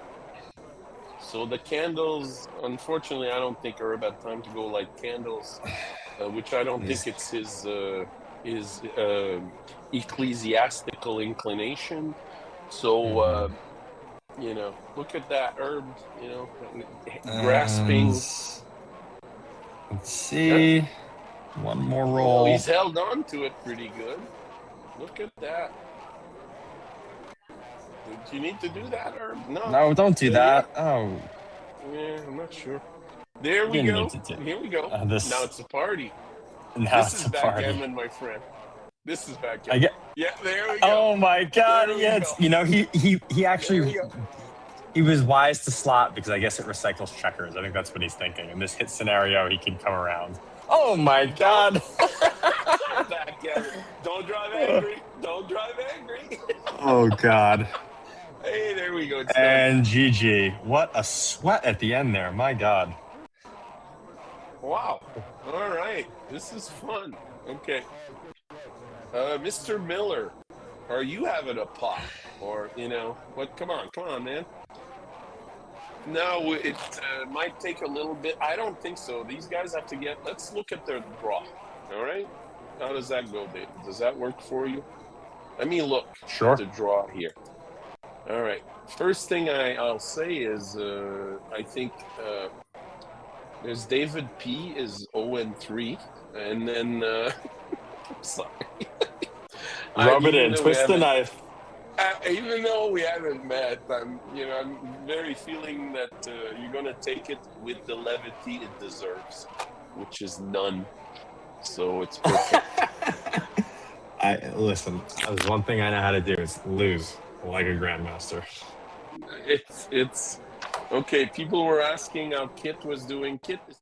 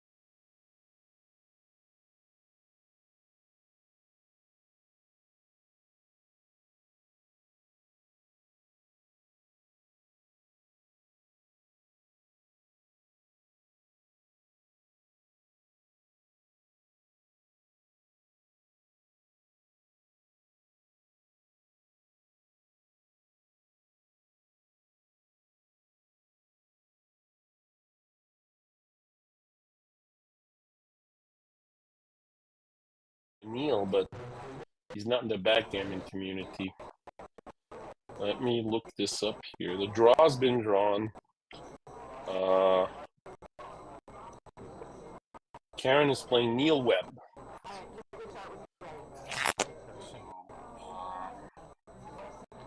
I do not know Neil Webb, so I will do what I usually do.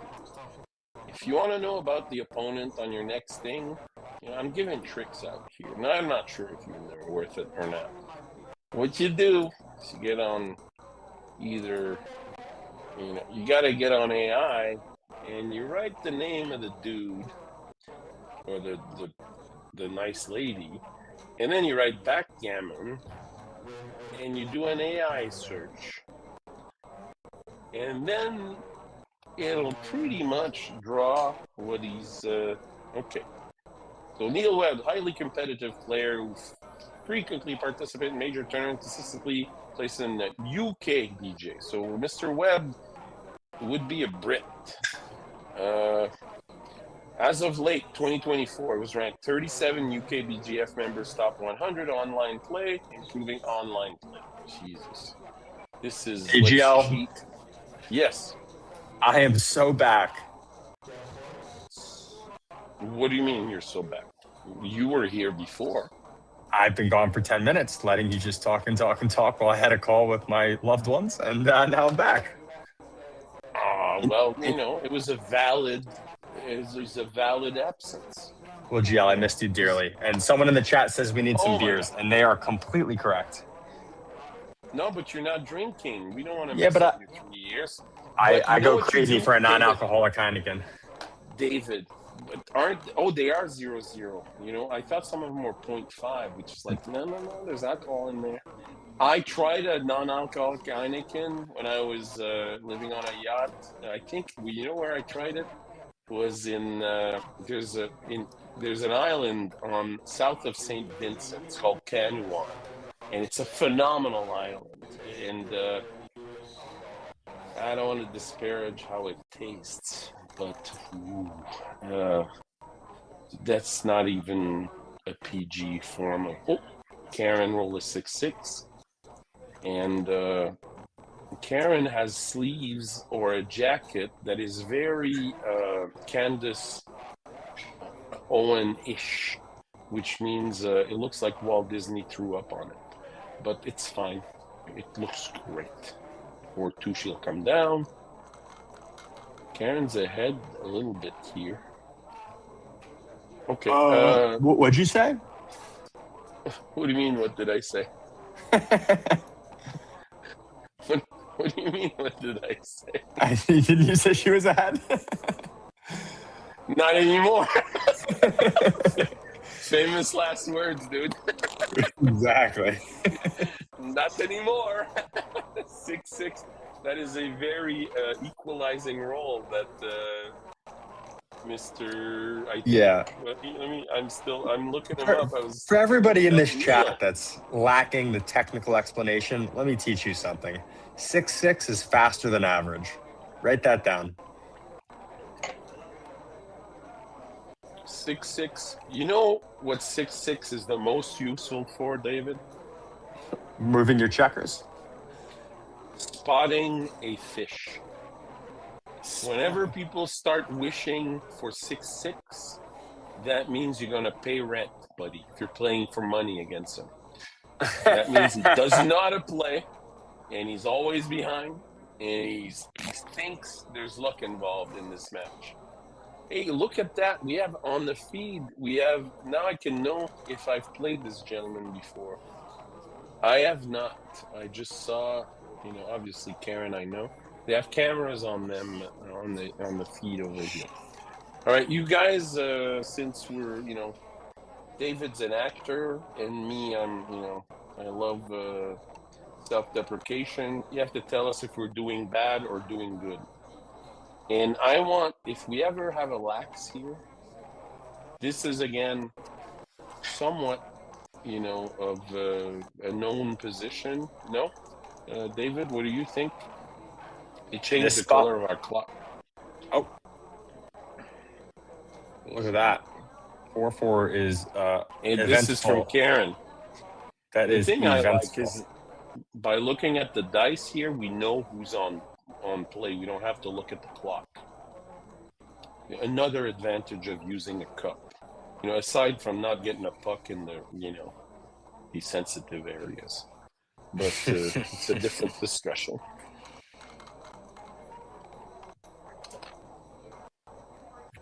So, Mr. Webb is out of the UK. If AI is right, which often is not actually, and seems to be an accomplished player from the UK. Now, what I've seen with AI is you have to tell it to make no mistakes. It's, what is it? BS in, BS out. So, you get what you put in, right? Yeah. Now, don't ask it backgammon problems. If you ever ask it, what are the odds of a shot in this spot? It just goes all twisted up. But don't you have XG? Why would you do that? What color is the sky in your world, David? Why would you ask AI instead of asking XG? I agree. But if you play in any clubs, you'll know a lot of people do. Child, please. No. If you play in any club, no. If you play in hip clubs in New York City and Brooklyn, that Mr. Webb, I'm trying to see our world ranking here, and I might be shy a little bit. Give me a second. No, I don't see.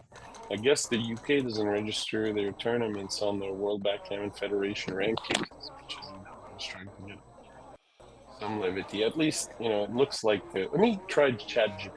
Go ahead, David. Go on the game. This is 0-0 at 9. So I'm sure people are starving for technical suaviness. Well, cube still hasn't been turned here, and I'd be surprised if it remains that way for long.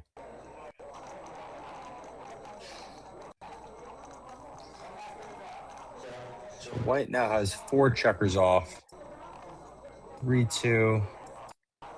2 checkers off.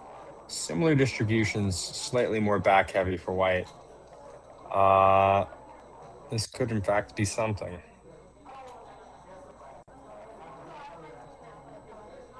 You guys, I'm digging into Neil's backstory to a certain extent. Karen, if you don't know Karen, you've been playing backgammon since yesterday. Karen is the phenomenal ambassador for the game, best ever. She deserves every praise she's ever gotten. It's a phenomenal lady. All right, ChatGPT now. I tried on that Google AI thing, but that Google AI thing thinks there's no white people in the world, so I don't know how reliable it is. That means that me and everybody else doesn't exist. Google AI is a little tenuous. I'd shy away from that. Let's not get into these discussions. It's too okay. It looks like you're referring to Neil Webb, a competitive backgammon player, likely from the UK tournament scene. He's not widely published, obviously, as Paul or Bill. That's fine. Regular tournament competitor in UK European circus, placed multiple recognized event, runner-up in Harrogate Open, semi-finals in Scottish Open. I went to the Scottish Open like 6 years ago or something like that. Back when I was an idiot. Excuse me. Currently an idiot, so I shouldn't talk like it's never too late. All right, this looks to be settled. Exactly. The day is still young, right, David? Exactly. All right, Harrogate Open. Look at that. Might be a picture of Mr. Webb, but I can't transfer pictures here, so that's it. So obviously, Mr. Webb knows what he's doing, and he traveled from the UK to come and play in Washington, D.C., which is a very short flight that he could do in the Concorde a little while back. Now, 1-0, did they adjust the score? Or were we at 0-0? For continuance, I'm relying on you, David. It is 1-0. I can confirm. My glasses are perfectly dialed in. But this is the second game of the match, right? Somebody dropped the cube. The clock. Okay, I'm like, they have a second clock. I was looking at the second clock, like, that's messed up. But this is not. Oh my God, Mr. Simborg just chimed in. Well, I might as well leave. I know, GL. I enjoy your comments so much. Are you? Are you, Phil? I mean, Oh, look at that. Hey, Phil. You're the. Pardon, I know ecclesiastically I'm wrong, but you're the Pope of commentating. I got to use the terms from my team. I'm not sure the Pope is so popular right now in the United States, but thank you anyway. Yeah, good point. Good point. You look like you're in your hotel room, buddy. I am, for a very good reason, because I didn't. Are you 0-3 also? Downstairs. What's that? I didn't do very well in the big room downstairs, so here I am upstairs. I'm in the little room upstairs is much more forgiving. Yeah. Who else is on there? Usually you jump around. What's that? Or is David? Yes, David. I'll shut up. You guys can talk. You guys. Phil, we met. I'm David Porras. We met at Seven Spring, actually, about a week ago. Oh, yeah, at the club in New York. That's right. How are you? I'm doing great. Better now. So, I mean, Phil, have we met, Phil? Have we met? Many times we had drinks together. All right, I can tell that's Carol Cole. I can tell that's Carol Cole on the bottom. Who's on top? No, it's not Carol Cole. It's Karen Davis. Come on, Karen Phil. Davis. Yeah, get that prescription right, buddy. Come on. Well, all I'm seeing is the hands. Who's Karen playing? It's playing a gentleman from the UK named Neil Webb, which seems he's got some pedigree in the UK. Not much internationally or any form of WBGF player ranking type-ish. I couldn't find him on the world ranking, but and David would be. Go ahead, Phil. Are they both undefeated at this point? Let me tell you, I do not think so. But not too many are. They weren't in the ones that were undefeated. I think they're both from the where they are in the draw. They're both 3-1. I got you. Okay, and so that's where we're at. Well, I'm sorry you're not here, GL. You can't imagine what a tough tournament this is. If you look at the quality of players and how many grandmasters and giants there are. I commented last night till 2 a.m. Joe Urso and Joe Russell, and then the reason I was on to go. I was in DC actually. I had dinner with Grant Schneider last week, and I was slated to go back, but then Phil, you know what happened? Now listen to this. This is like very foreign. There is this 5'8" Italian dark-haired lady that I think weighs like 110 pounds that wanted to go to a jazz club tomorrow. So you know what? Backgammon took a second seat to that phenomenally gorgeous lady that I've been seeing, not, just as friends. And you know what we're doing tomorrow morning? No. We're going shooting. So, a lady after my heart. Okay. Sorry, David. I never shot a gun until last year after after the Michigan. I was riding with Carter back to Chicago from Michigan, and we stopped at a friend of his, and I shot AK-47s, and it was more fun. I loved it. Oh, it's to go shooting at it's a lot more fun when you go outside. Anyway, we're supposed to comment on the game here, but this is getting started. Well, go ahead and comment on the game. I was just told to go to the other channel because Michi couldn't make it, and they're going to use me. So I'm going to say goodbye and leave this to you. Philip, say everybody on the other stream, and nice to see you. You got it. We'll talk to you later. That you're in the commenting position since you were in the tournament. We'll see you later. Be well, buddy. Sorry, David. We sort of overwhelmed you here. Oh, no worries at all. Just enjoying the banter. Neil Webb is from Scotland, which means, you know what? That means he's got a tartan. which, like my family, we have a tartan. What you do with tartan is you get a kilt made out of them, and any sort of scarf or anything like that. I have, I have a beautiful, one of the most beautiful lady I've ever dated in Palm Beach, which was still very good friend. Her last name is, she's got Scottish heritage. I got her a board from Jason Briggs' company here in the U.S. There in Rhode Island. Carlisle, they make boards. They make, the best boards in the U.S. They're one of the few manufacturers in the U.S. And I had her coat of arms and the saying on her coat of arms printed on the background. And That sounds pretty awesome. She doesn't even play, but she is she's a member at the National Croquet Club in Palm Beach, and that's where she plays. So we broke up, and then she tells me, she's like, JL, I was so jealous of your passion for backgammon that I started playing croquet. You know what I did, David, after that? Cry. No, I did not. That's okay. This backgammon position is race looks equal, and if Neil does not escape, Karen's wondering, like, am I playing this 4-4 right? And what would you do, David? Would you hit here? Because she could hit, right? I'm pretty inclined to hit here, personally. I think if you don't, there's too many numbers that run past you. But I guess... Cube's still in the middle, right? So the worst you're going to do is lose one. Right. I'm inclined to hit. And I think she's going to. I don't see how she doesn't. And then if you're going to hit, you might as well bring down all the furniture. I agree. You know what's Karen's happening? Karen, her counting this race will take about 4 seconds. Wow. This woman's brain power is amazing.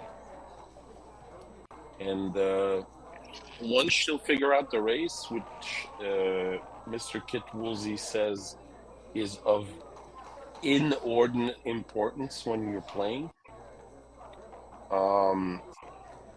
she will make her decision. What's your vote there, David? Come on, man. I told you, I'm hitting all day. Look, there you go. Now it's a party. Now there's a and fight. Oh boy. Cats and dogs living together. Massive. But I agree with your analysis. You just lose 1 point here, right? So it's going to be okay. Yeah, because, there's no gammon. There's not 17 people behind. Unless you get a really bad sequence. I'm sure there's a percentage and so forth.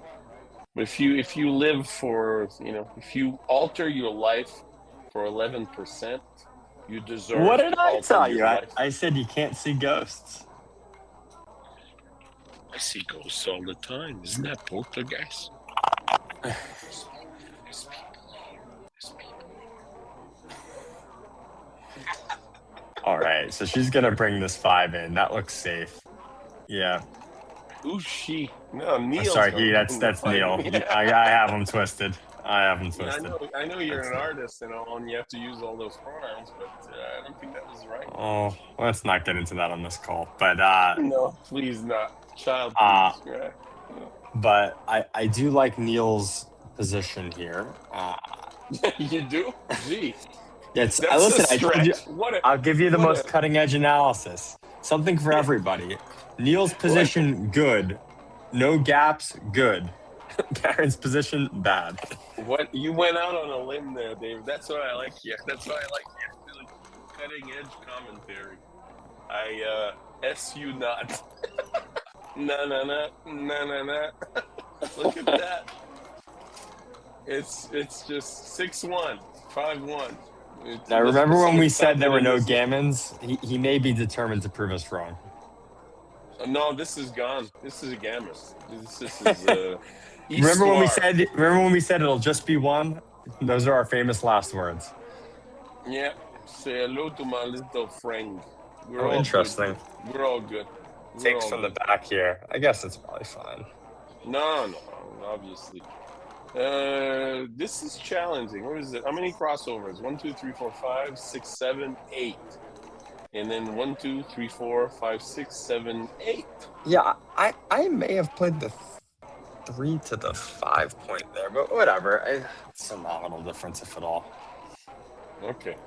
So let's keep talking about backgammon. Go for it, David. One person wants to hear odds and numbers and pip count. So let's go for it. Yeah, I'm more inclined to just see an underdog comeback. So I'd love to see her save the gammon here. The furniture isn't. That's going to help. fire. That is gonna help. So the odds are that he doesn't roll doubles, and then she rolls 1 out of 9, and you roll doubles. And I'll do it. 5-0. 5-0. Let's cater to the audience and look at the equity table. 5-0 is 4 away, 9 away. 4 away, 9 away is 21% against 89. 79. So that's the equity table. And now let's talk backgammon. Go ahead, David. Well, 6-1. I think you know this roll. Everyone knows this roll. 3-2. 3, come down. Builder for the 5. Or the 7 point. 5-1. Split. Everything here is PR enjoyable. Makes an outfield but also point. That's good. Easy to figure out, right? Yeah, I mean the fun moves are the hard ones in the end.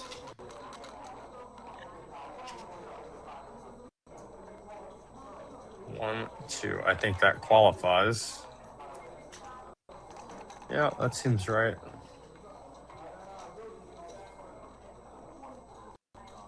She makes a 4 point. That's pretty good.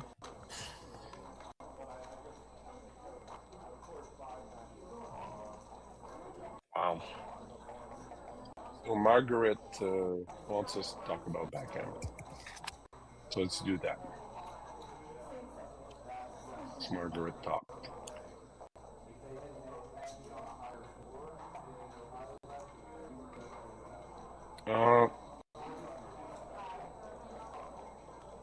Karen can count at the speed of light, so if that's the play she wants to do, it means it's probably favorable in the race, which she is. I'm just looking at it.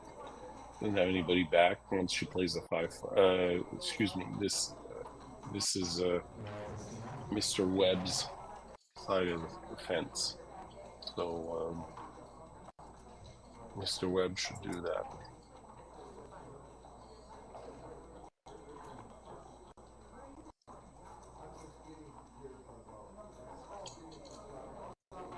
Karen Davis is only hope here is to roll a 1 to sort of equate a little bit, which, well, 3 and 3 is very good. She'll build up her board. But owning the 4 point, she'll have phenomenal hitting vig, if you can call it that, David. What do you think?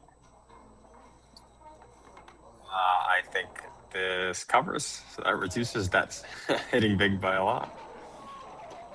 Yep. But the 2 is a little more curious.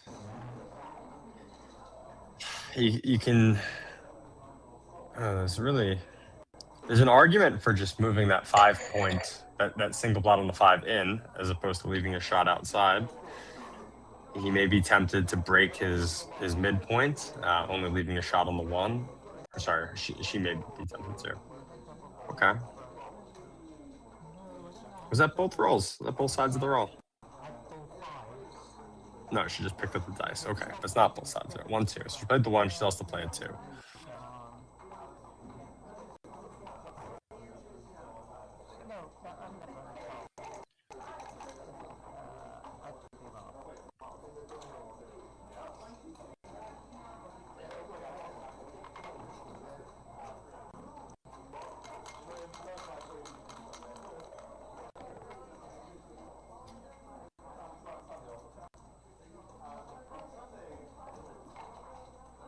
3-5 is a especially safe roll.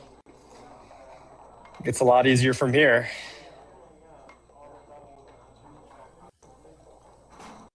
All right, leaves a bunch of combinations to cover. Just hoping for some shot or some doubles to bring that back anchor home. GL, you in there? Yes, I am. Fully involved. Beautiful. Technical backgammon speak. Just the way I like it. Yeah. Which, if we're talking about technical backgammon speak, that was my input right there. You got it. Thank you for checking to see if doing a what is it called? A welfare check on me. All right. Here comes some drama. Let's see if a 1 comes. These 1/3 spots really make and break games. All right. 6 covers. That's a 6 prime. Slides the 1 over. Looks very potent.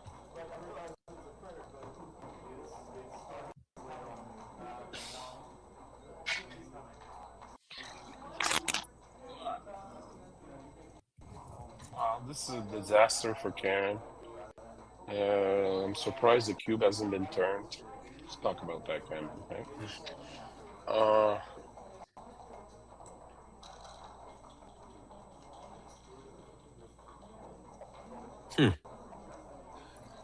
This doesn't feel too complicated to roll.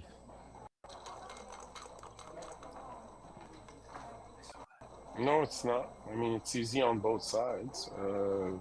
Neil is phenomenally ahead, and he's not going to leave a shot.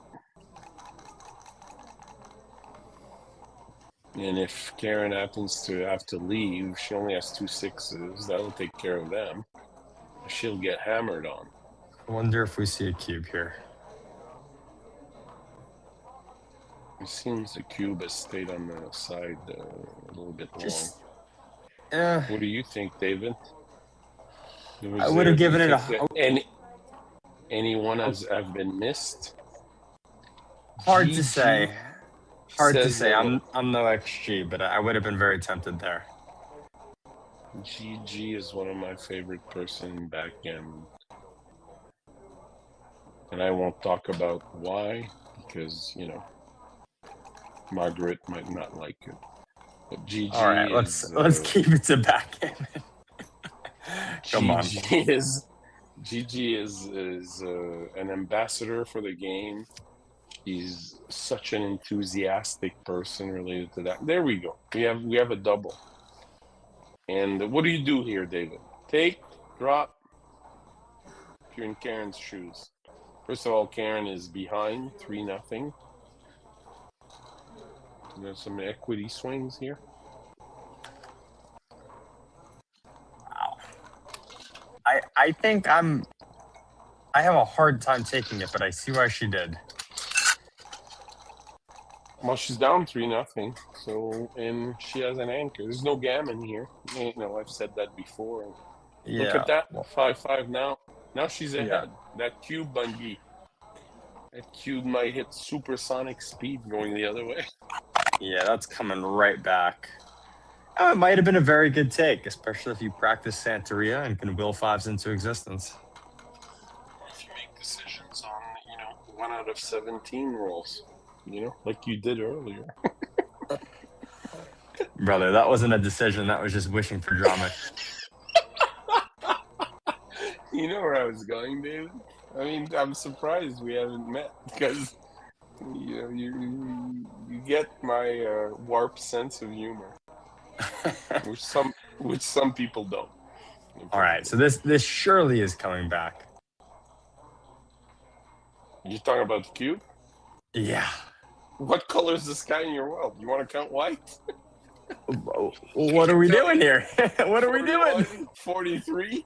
Yeah, exactly. That was 22. It was a frivolous use of clock. That's all I'm getting at. Karen's got 67. I mean, she's like a poker player. She's waiting to turn it just to cover whether it's good or not. I appreciate that. Did you count white? Now, did you guys notice that Neil is a left-handed player? I don't waste time counting crazy positions. An efficient person. Let AI take care of that, right? Yeah, ask Claude. Let's Claude, count get this AI. position. Yeah, let's get.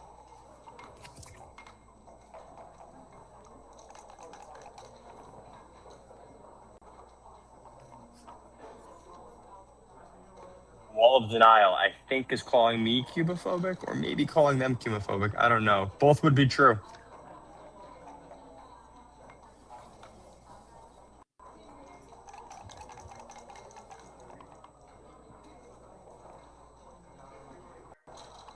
And GG Oyet recube. That is correct. I guess we're on a delay here, so I'm seeing these comments come in a little after the position. So we're back to a new round.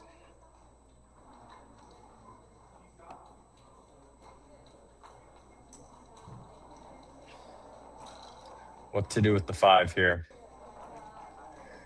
Run to the 6. Clear off the 10. Well, that seems the most sensible to me. Bring down some extra ammo.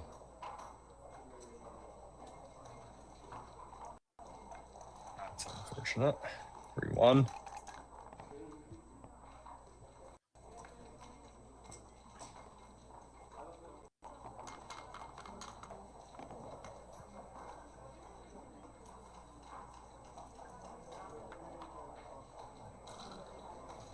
And it's a very nice 5 prime.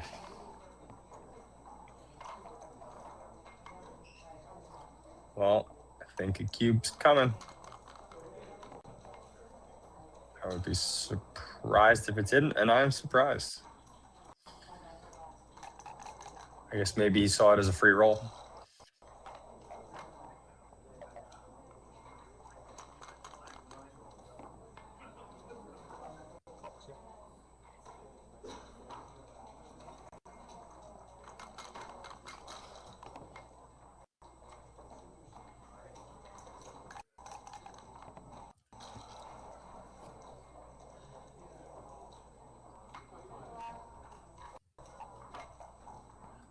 All right, we lost GL, so it's just you guys and I.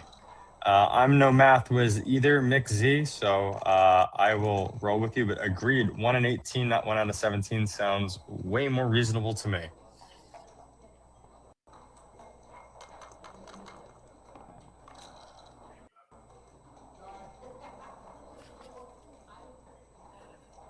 Two, 5. A lot of this feels self-inflicted. I feel like there was a double earlier with the 5 prime that would have spared a lot of this senseless violence. And the senseless violence reaches ahead.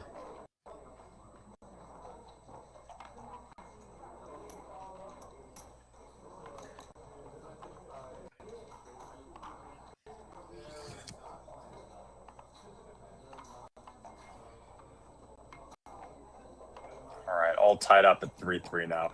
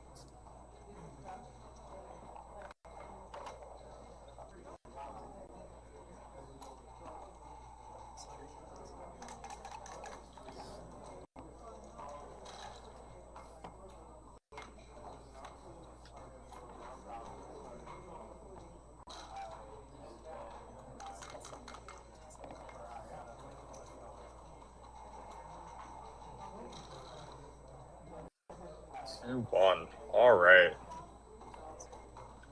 The urge to hit is strong. Very interesting. Opts to hit on the ace instead of the 5. That's probably right. Leaves 1 blot instead of 2.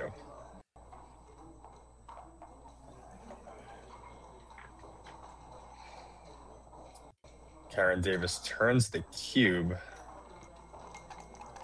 Wow, and a quick take from Neil Webb. That's a tricky one. Now hits and makes an anchor. That is quite tough.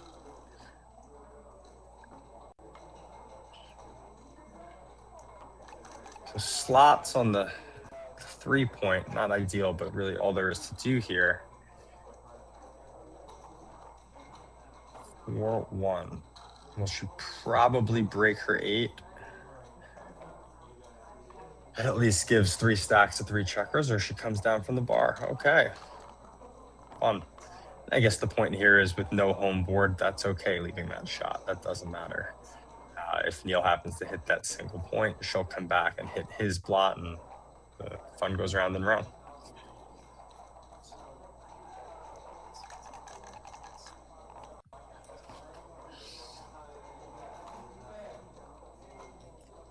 Or,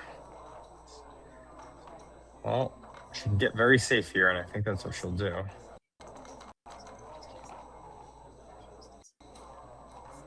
And again, she plays infinitely more aggressive than I can, and that's why she's there and I'm here. 4-4.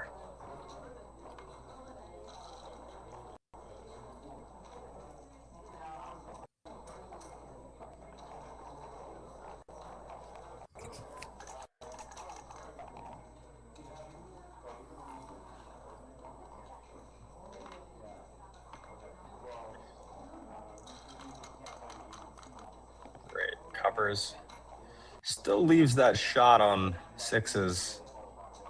Neil will invariably have to hit here and move over to his own 6 points to give additional builders.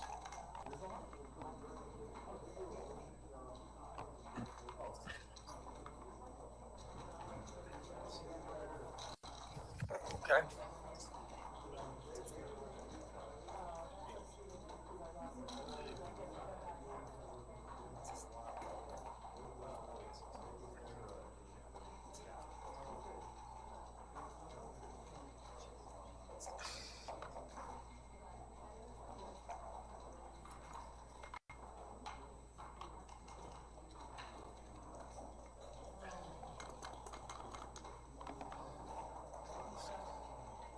Opts to not make the ace point, stay further back. Let's see if she can get these 2 back checkers to safety. 3-2. Not this time. Slots the 1. And cover that later. 4-1. Let's see if he decides to slot the 5 points and then move that additional checker to safety.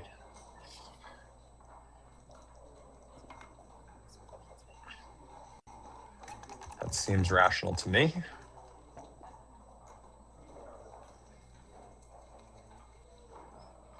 Five, 3. Does she take this chance to run? Probably not. Very nice.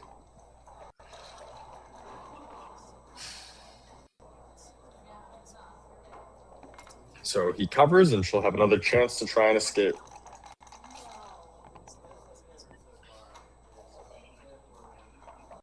All right, 5-1.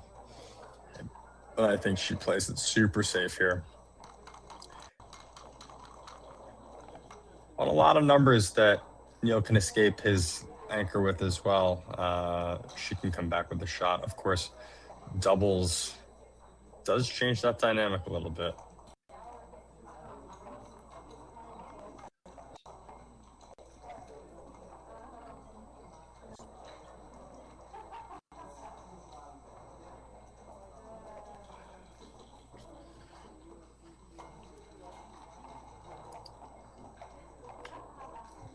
Gigi, it seems her aggression pays off.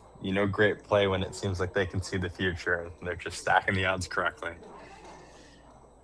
Now here, Neil is thinking of running all the way, but he'll be pretty behind in the race if he does. This seems a lot more sound to me.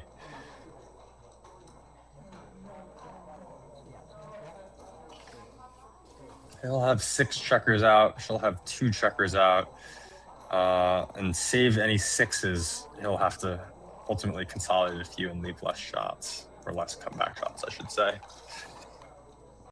Okay, this seems wise. Now on a lot of 6s, Neil will have a shot.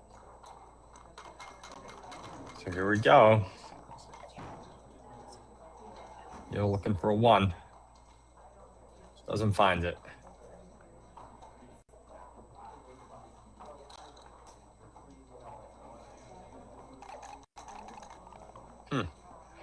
I'd be somewhat tempted to bring those 2 points off the 8 in here. I don't know if that's right or not, but it's almost like they very infrequently hit, so you might as well just have less turns in the bear off. And, okay.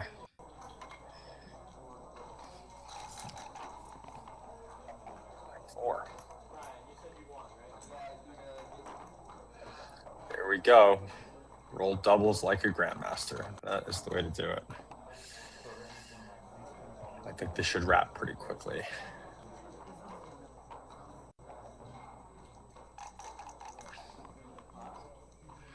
Interesting technique coming from the 11 to the 10. Okay.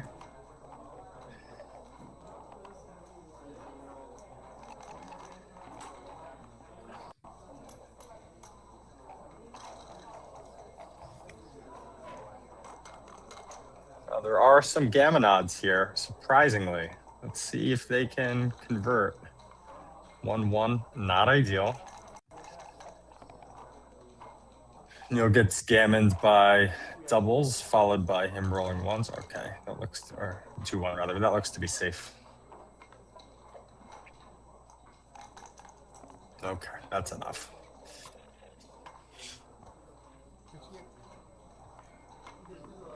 So the score here will be 5-3.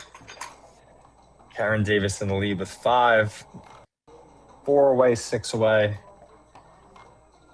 Moving along.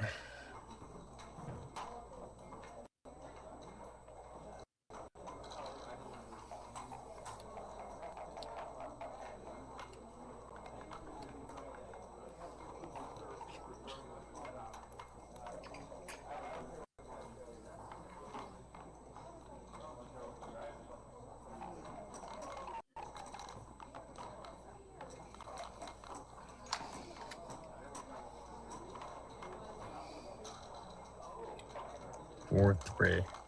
Even in the lead, Karen opts for the aggressive play on 4-3. And monkey see, monkey do. We can just mirror that position. 3-2. Starting a prime. Taking away 6s. Let's see. This game is very imitational here. Let's see if Neil does the same. Now, I'd think Neil wants to close his 7-point, but I think that's an option as well. Probably was a small mistake. 4-4. Great. So Karen makes the golden point and makes an infield point.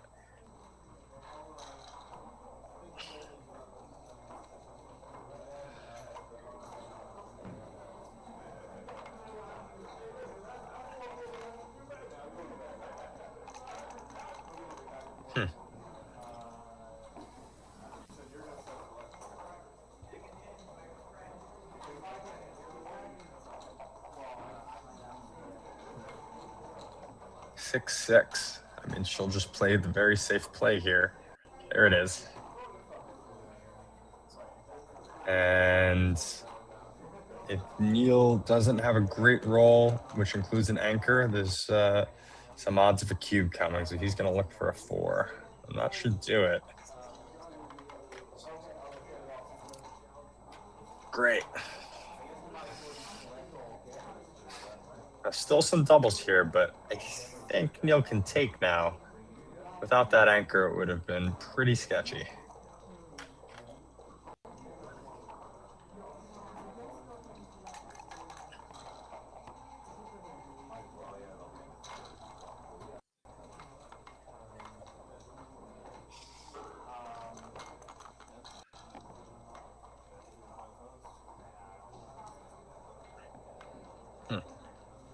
Four makes a point. Neil's board gets more dangerous. Let's see if Karen can clear her midpoint to safety. 4-1, extra safe.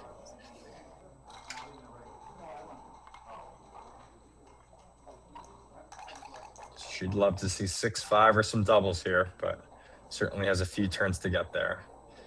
6-4, she plays it extra safe in the lead, doesn't need to take a risk here. So she should cover that 3-point perhaps. Unstacks the bigger of the two, that's wise. Michi likes to unstack the mountains, as they say.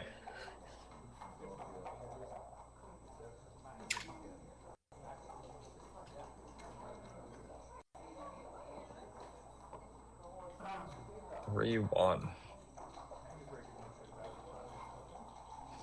I think the thing to do here is just strip that 7 down and give yourself some odds of filling in the 1 and the 2. But let's see.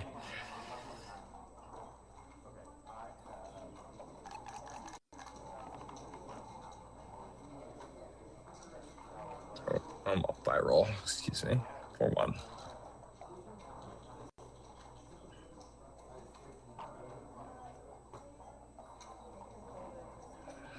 So what are the candidates here? Cover the 3. Right. Try and make those points in order. No sense in just making the 1 or slotting the 1. 2-1.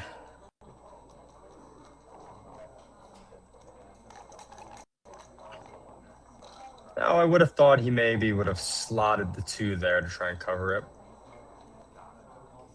And put the 1 on the 6. It seems conventional.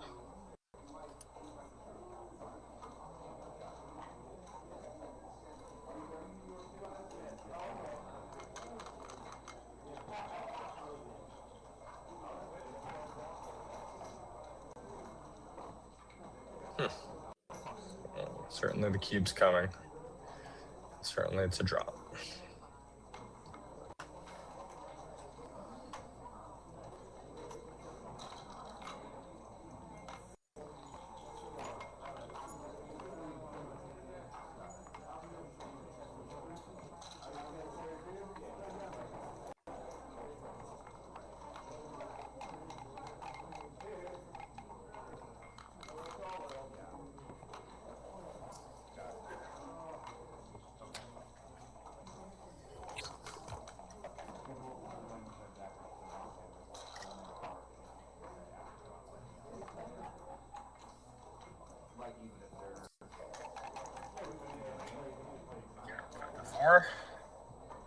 She does. A couple of them. 2 is better than 1, and she has a vice grip on this position.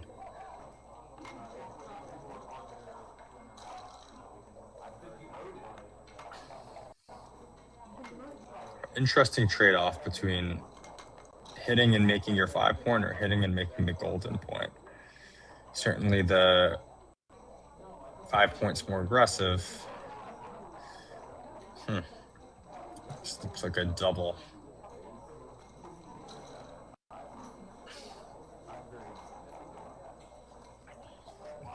I have a feeling if she doubles, Neil's not going to like it. It's probably a take, but quite uncomfortable. All right. She's forced to hit loose here.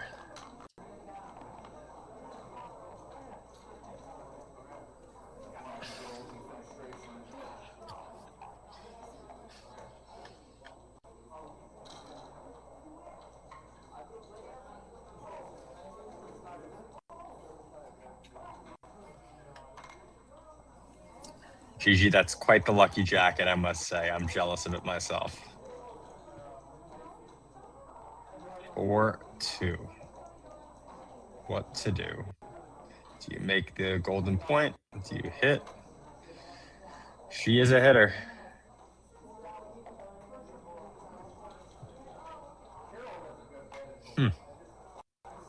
I would be really tempted to make that golden point. This just leaves an awful lot of blots, but this is the risk you run.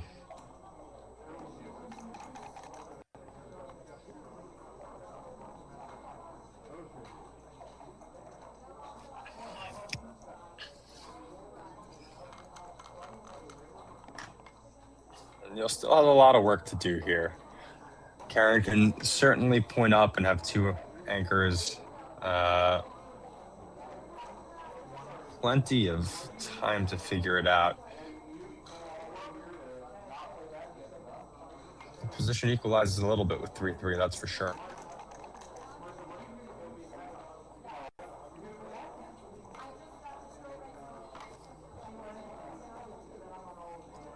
One 6, that's a fairly handsome roll, I must say. Now has 2 anchors.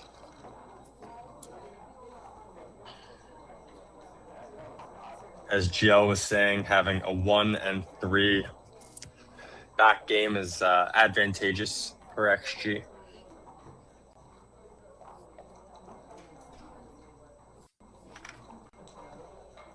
And here's a cube.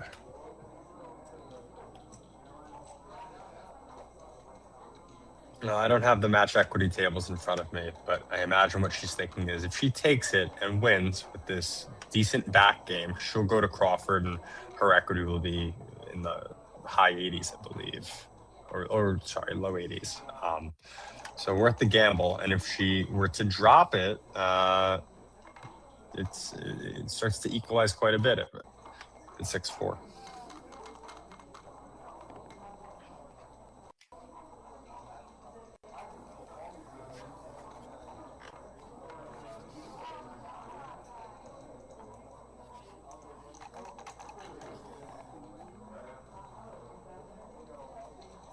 Four, 3. I think we can all sense what she wants to do here. No surprise there.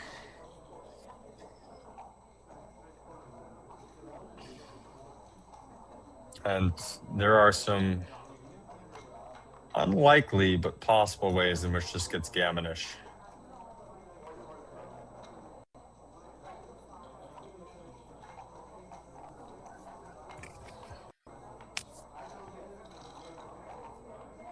Stu, sign me up for the signed poster as well, please.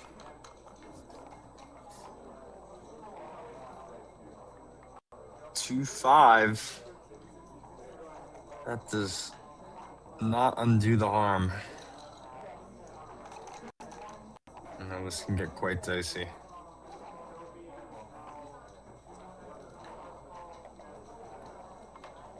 Six, 5. Yep.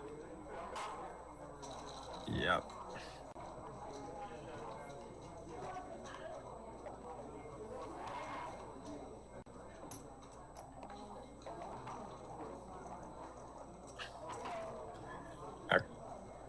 Karen's proven to be quite aggressive. Let's see if she goes for the hit here and leaving the blot.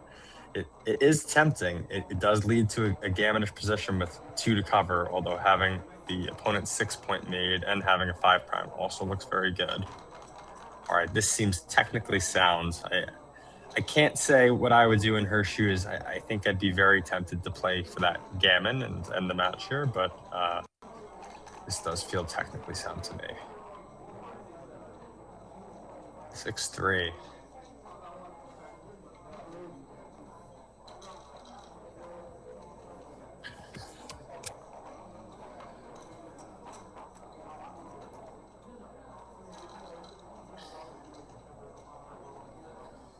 Bit of a stinker of a roll. Not much to do. I think you leave some shots no matter what. Now, between the 2 anchors, I think I'd rather have the opponent's 7-point made. So this running from the back is tempting. Breaking the 5 prime feels way too risky. Okay, so she opts to break the 7 point.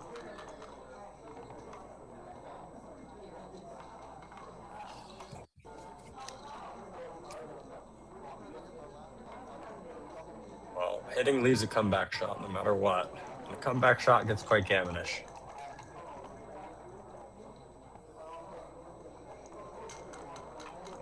Five.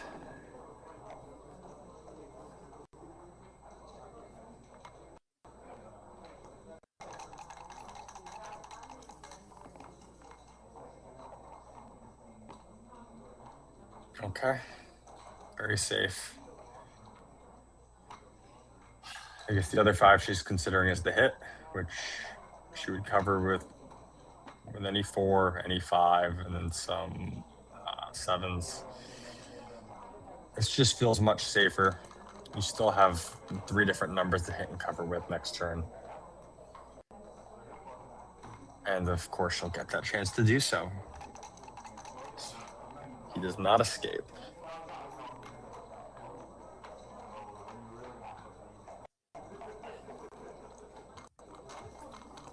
Okay. This is a critical position. Neil needs to hit here, and he does. He does, and then some. That was likely a match-saving roll.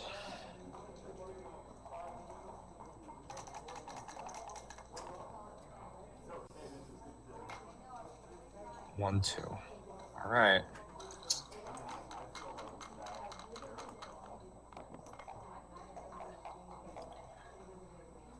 Now, Neil still has quite a bit of wood to chop here. He still needs to get that back checker out. There are some ways in which he doesn't get a 6 and can come in and be okay. So this is far from over. Okay. And I assume she plays her 3 point to the 4 point. Hitting here, I don't think helps because you're still stuck behind this 5 prime and you need to now have some 6s that get out. It's going to be your 6s versus his 6s in the end. And I think that's a better proposition than hitting.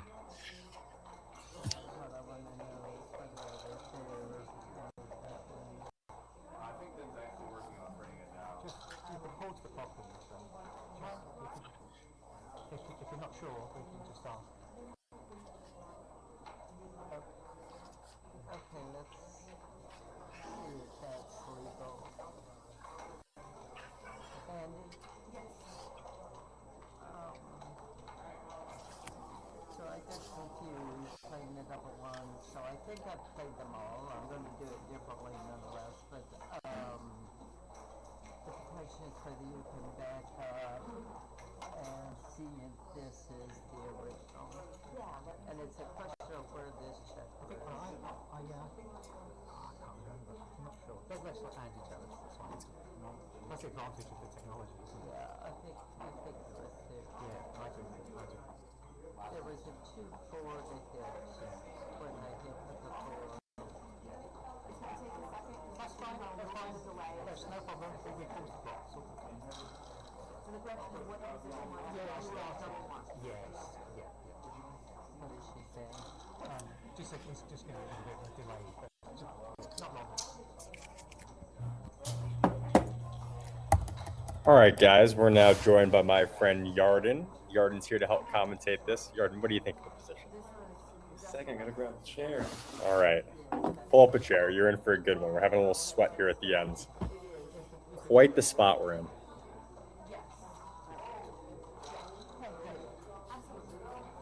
So for anyone just tuning in, I'm being joined here by Yarden. We are watching Karen Davis versus Neil Webb from Scotland. Karen just played the 1-1 that I expected, which was moving her anchor from the butterfly anchor over to the 4, an advanced anchor. Now, 5s here make Karen's life a little bit easier. She can definitely escape here. Karen took a cube earlier this round, so we're playing for all the marbles if she gammons. Well,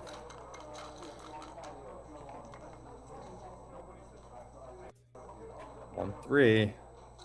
Always a sweat, huh?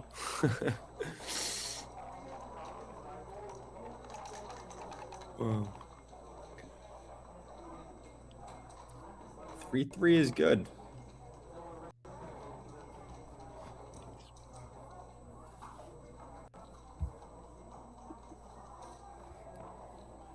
Now the temptation to hit there was strong for me, but I do think this is the sounder move.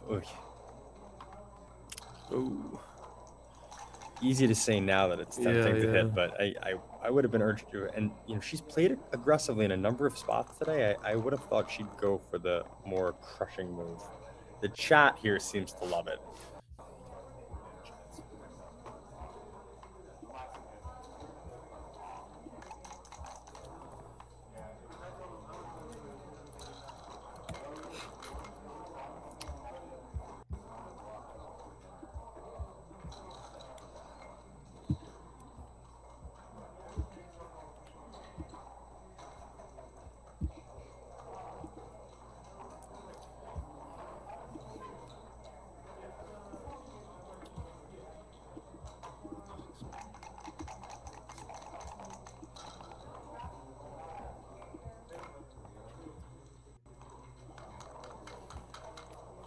Why is the clock stopped? I'm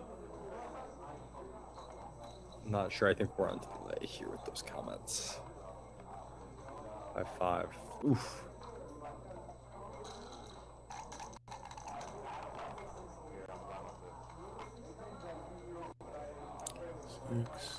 Six comes in. Let's see. He's gonna look to hit and run if he can. He'd happily just hit and move on. Some gammon odds now for Neil.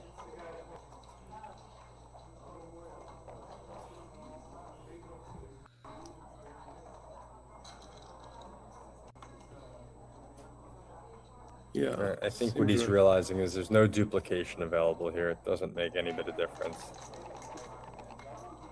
So you might as well get closer. Yeah, get closer, get it in easier next turn. 6. All right. She has 2 anchors now. Not the ideal back game, but better than a sharp stick in the eye. 4 and 3. Oh, that's bold. He could have just taken from there, no? From the 5. I guess Yeah, it's maybe slightly more gammonish doing this, but it's just I don't know that one checker is going to be the deciding factor. You have to count the crossovers. 3-2. And she has 1, 2, 3, 4, 5, 6, 7 checkers out right now. A lot of wood to chop.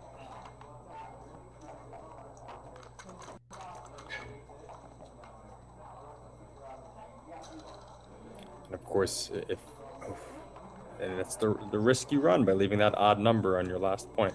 Yeah. So let's see if Karen can find the 1, and then she'd redouble happily next turn and catch this one away.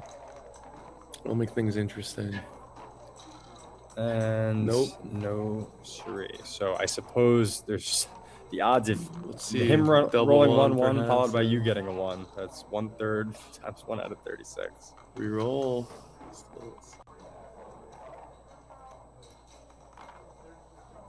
Okay. Karen needs to save this gammon and stay in the lead.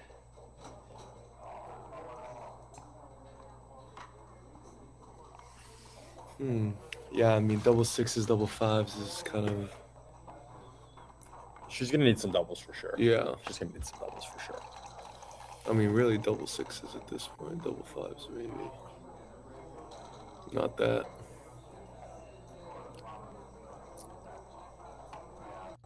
So it's over with 3, and then with that, Oh, she played the 4. Just make more distance, you know what I mean? It's...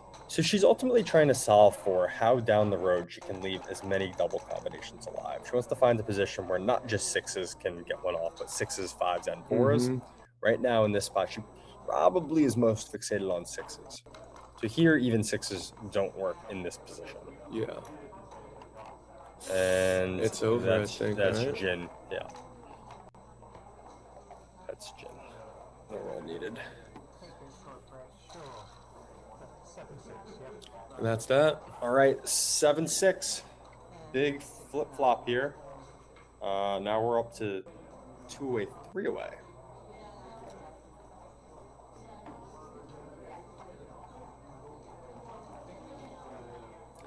Stu, if you could just write in the chat, I'm curious what the question was. That the 1-1 was an interesting spot.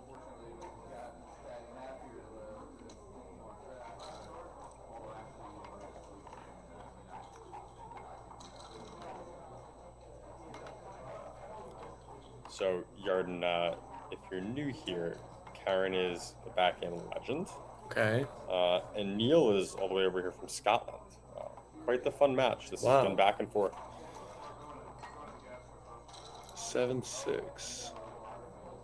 Yeah, so Wow, this is could get very interesting. the match equity table comes into play in these 2 away, 3 away scenarios more than in others.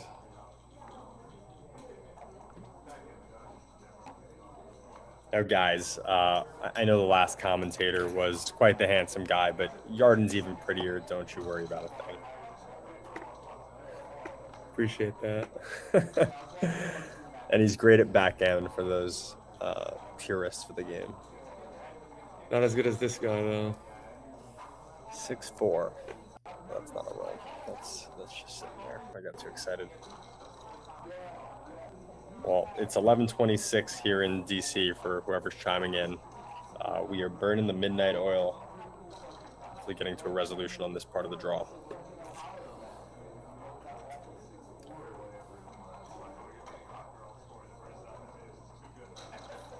So I'm frozen.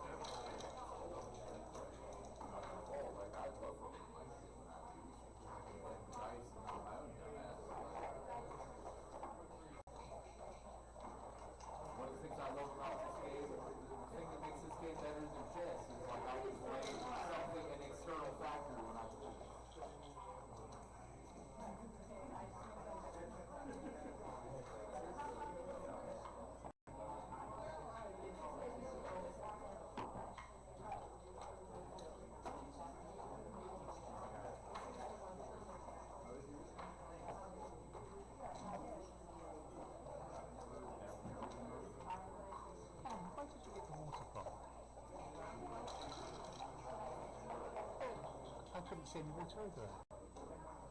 Did you? Whereabouts is the water? No, the water. Where did you get the water? Outside. Outside.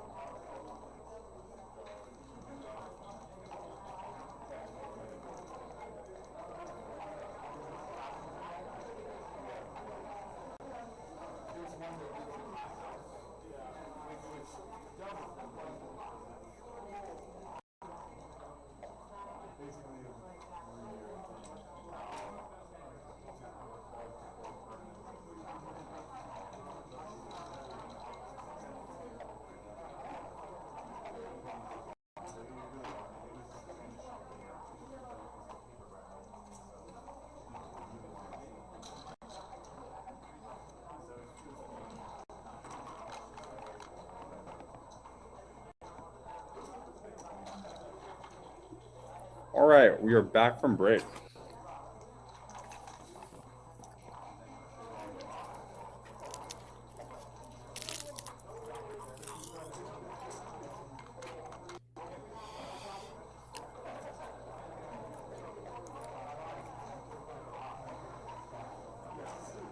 Four, 3. Gotta hit and make a point.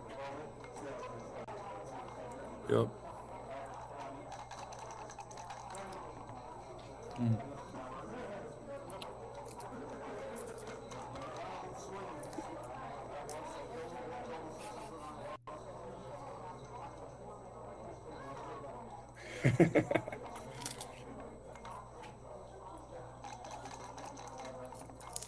All right, there's the rock.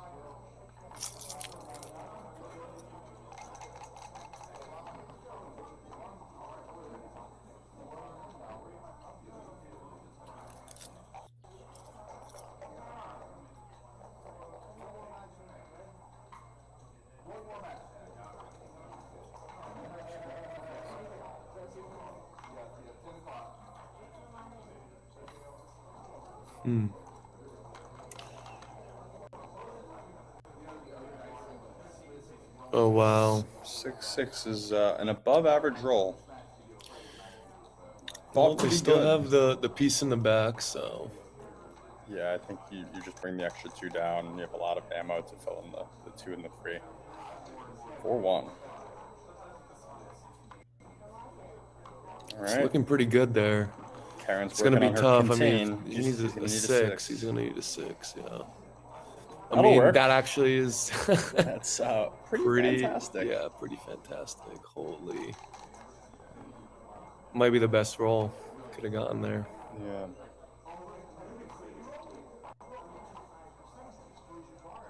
And I assume he just plays to hit this and play for a gammon.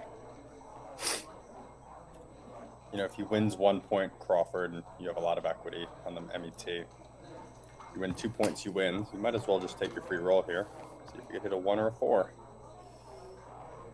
That's, again, not bad.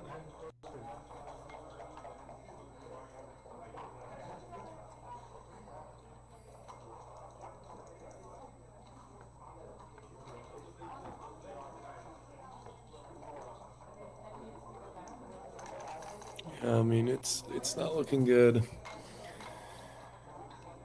3-2. Oh, no, the anchor really changes everything. That really does help a lot. Neil would love to make a point on the 1 here, which he does.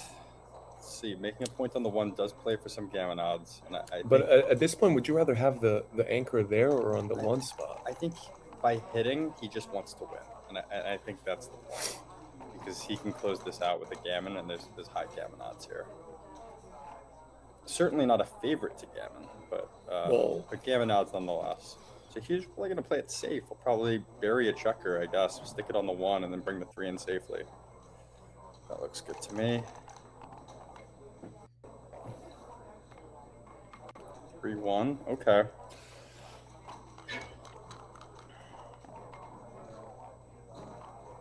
Not the most gammonish anymore.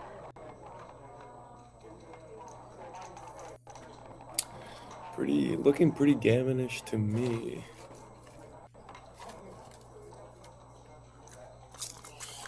I mean, he's gonna have to open up, and she's gonna have to hit. So it's definitely. I mean, now you got the even or odd number on odd the number 6, on the back. Yeah. But not too many bad rolls. But yeah, not too many bad rolls. I'm trying to think. 6-5. 6, 5, 6s, and 5s. That's all.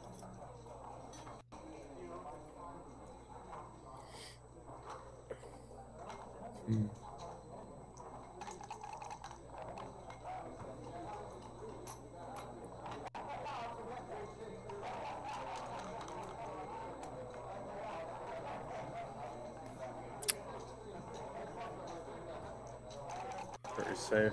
Yep. Although, But again, not very gammonish. should have.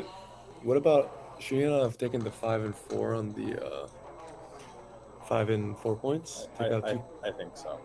I think you're right. Because now you have the odd. I feel like I'm trying to think. Well, it's just by taking 2 off, like And you're taking increase the 2 gammon off. odds, yeah. And then you're just even all throughout.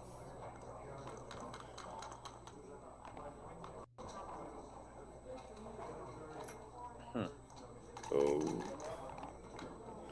it's not looking good. But also not. Yep. Oh well. I guess. Yep. Pretty much over. I think it's a double drop. You just clean this up really quickly. You're not gammoning here ever. You might as well just. Yeah, I mean, you're also not losing, so you know. You could just like crazy 6s. Right, but there's also could go the other way for a gammon. Not anymore. No, not no. anymore. There was the gammon odds were like zip. No, it's I mean, I not. guess it's kind of irrelevant. Yeah, I mean, Here's a Crawford game. Crawford.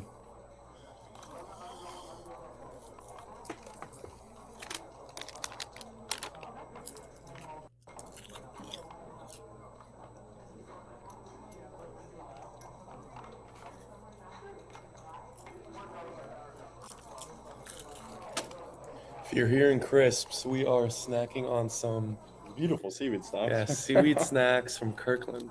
Yeah. Sorry, I don't know if that's Well, the event's not sponsored by Kirkland. yeah, They're but they're good. anonymous, mysterious seaweed snacks from the bottom of the ocean. No one knows who made them. We can edit it in post. Some kimchi crunch, yeah. I haven't tried No. it. Throw some kimchi We're crunch getting over. offered some kimchi crisps over here. That's Really? Wow. I love kimchi. I doubt it. All right, we're on to a Crawford game here. What is Neil it? has Thank you. 8, Karen Yeah, has yeah. 6. Thank you so much. Nice. All right, let's see.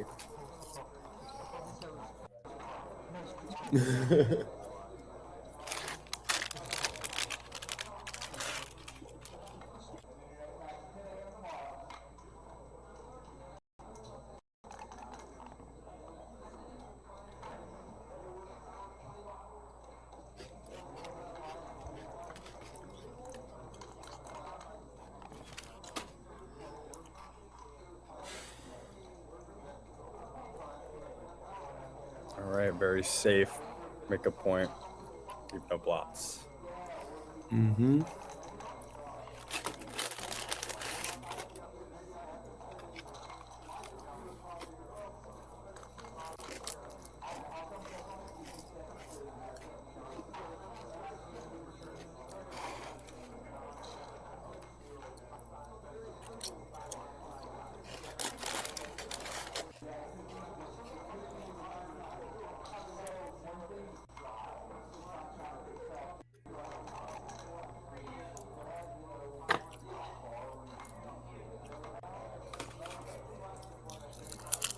hole is quite good in that spot. Small prime forming. Karen has 1 checker back. Neil has 2-1 2. is not the best roll here. Could have gotten a lot of good rolls there. That was not one of them. 3-1. That's one he could have used. Does she just simply run this back checker here? Or does she try and... Yeah, I think you run it. I like that play. Yeah, if she manages to escape next turn, it's like she's in very good shape. GLH, we appreciate that Costco is Kirkland. We're just not sponsored by them. However, we've moved on to some kimchi crisps, and they're giving the seaweed a run for their money. So we'll keep you updated on the snacking front.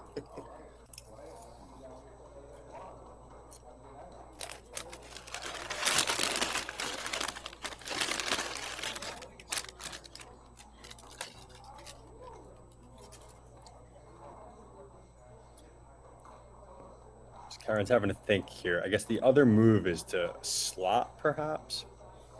Bringing one down that's hittable seems. Yeah, I mean, because like in the 5 point, it's like there's a lot of bad stuff that could happen. But I don't know about that. Well, she can no longer escape with. Well, the 1 doesn't do anything for her. I guess it just. I guess she had no other one. She had no other one. But this adds a builder. This adds a builder and gives you more combinations to fill in the 5 point or to fill in the 9 point. So I get the gist. Filling in the 9 point then eliminates 6s for Neil, so you could see why that's a priority. And here, all right, another outfield point. Seems to have paid off. It sometimes seems like Karen can see the future, but she's just planning ahead.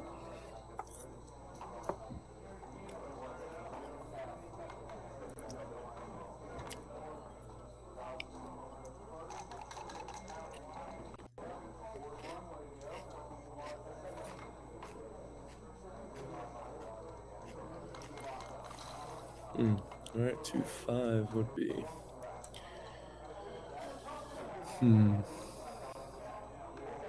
Yeah, that's all there is to it. Mean, that is also very good. It's all right. It is a committal point, though. Well, it's lost a turn. It's just very committal. 3-1. Not much to do there. And yeah, that looks safe to me.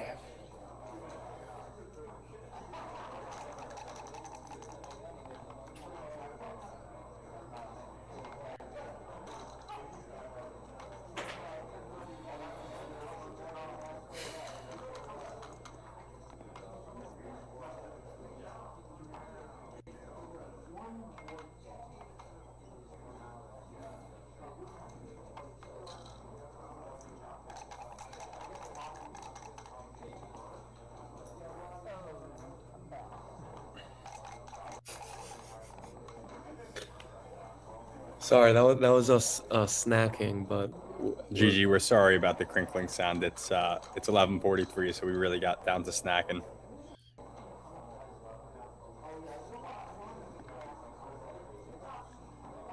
Three. And what's the 2?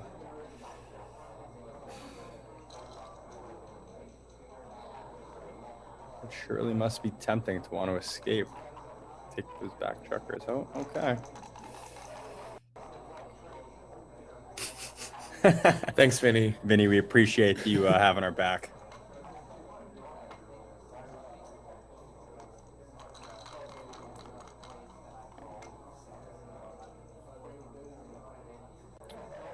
One. So he'll just move one over, giving some additional builders to maybe close on top of that ace point. That's a nice looking board, but if it's not without flaws. Yeah, it's not without flaws. I mean, if he can't get out with one of now this is tricky. Yeah. Now, I mean, that is looking a lot better for Neil now. All right. Wow. Neil got a double hit. The 6-6 was just tremendously tricky in that spot. There's no good way to do it. But is that a double hit? Is it a double hit? think I think so. so. You Just have a because lot what of else can you ways to do that's cover. good? Actually, probably not. Just because I mean, there's only 2 spots you can roll into. I don't mind it. I don't mind the double hit just because Yeah, but even you're even when you get hit back, she still has to get around this formation, right? And she comes back in on the 1, so it's when she hits back.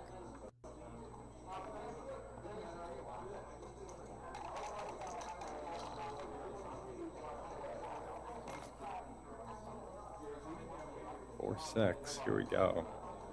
Things are going to get spicy. If she comes out all the way, which would be risky, she might get hit. So she doesn't. She slots. She's going to look to cover. And that is going to be tough. Should close his 1 point and hit. Not so sure what the deliberation's about. Yeah, what could he be thinking about? I'm not sure what the alternative is. Is he thinking of... I don't know.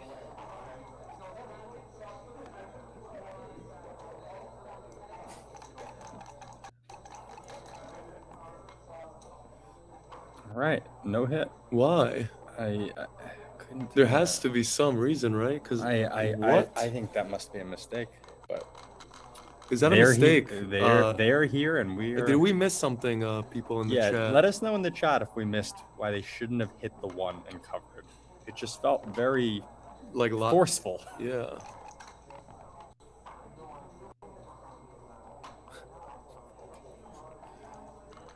I've heard about these martinis.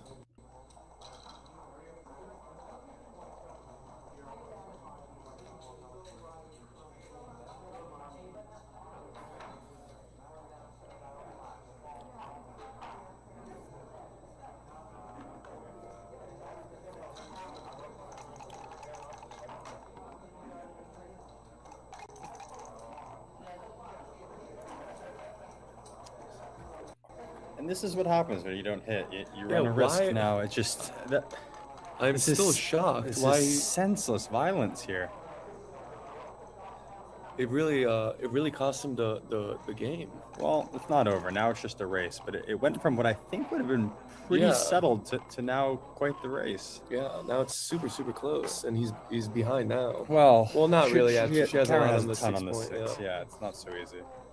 Oh yeah, I thought you had a piece out. Yeah, it's not so easy, but it just didn't have to come down No, to this, did it? I'm just shocked. So he should take off from the 7, 3, 4.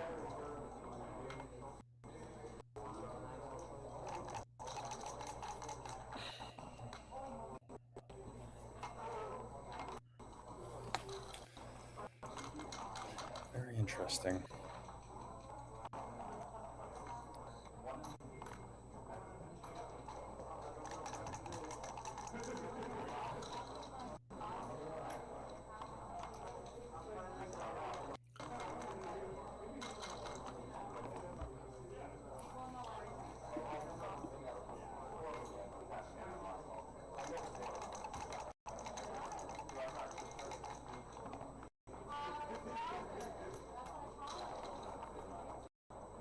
All right, guys. Yarden, my snacker in crime, is off to go play a $20 match. So you're just stuck with me now. But I'll take it easy on the kimchi while we resolve this game. We're getting here to the end. 3-2. Well, this is quite close. But not when you roll your gap. Neil needed to avoid a 4, and he got a 4.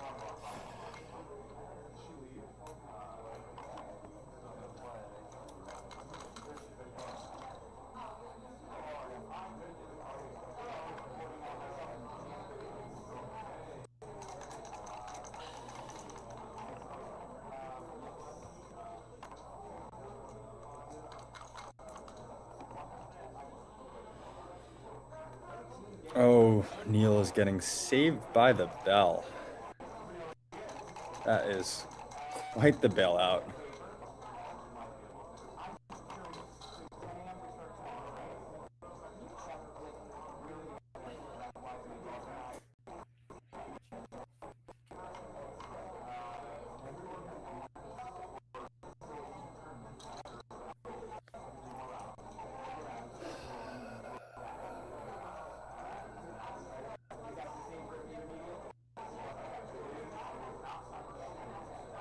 So Karen's going through a little count here, trying to give herself the most rolls next turn that win.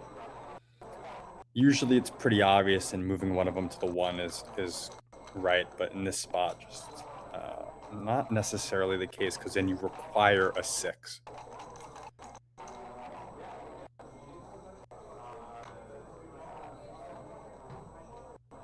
And Karen wins. All right. Well, it's possible it's getting late for Neil. It's probably, I don't know, 5 in the morning in Scotland, but certainly a risky way to play, not hitting on that 1. Yarden, you back? All right, Yarden's back, guys. You don't have to listen to me snack alone anymore. So Karen rolled out and actually and won the point. That 6-1 must have been a major blunder. Right? The chat seems to agree. Yeah. But I'm really shocked. Senseless passivity, according to Chief Bluefeather. I mean, it's not even passivity, it's just like the wrong move. It's not like, right? I mean, there wasn't anything else. I don't know. Maybe he saw something we don't. I try and be maybe. deferential, but I would never do that. Happens to the best of us. It's getting late. It is. All right, so looks like they went through the free drop. So now 8-8, double match point. Here we go, guys. Little late night drama. Thanks for staying up with us. 6-3.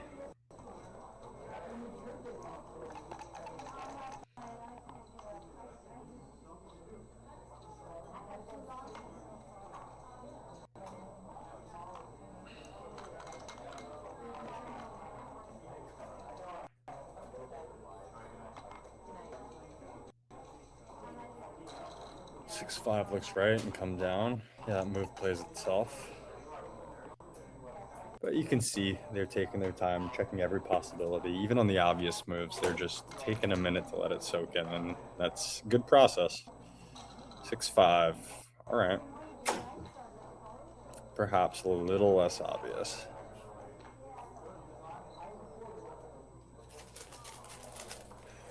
Can't help myself. Gotta have more of these crisps. Give me a kimchi. It's like a kimchi sun chip. Right. It's really good.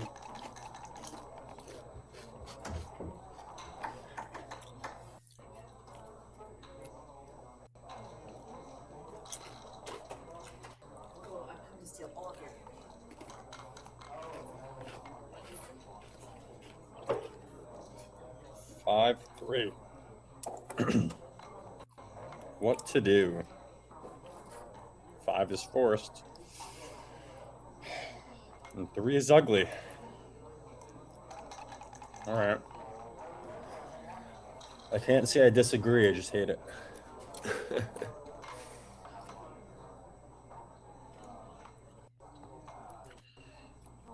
Karen continuing that aggressive style. Wow. 6-2.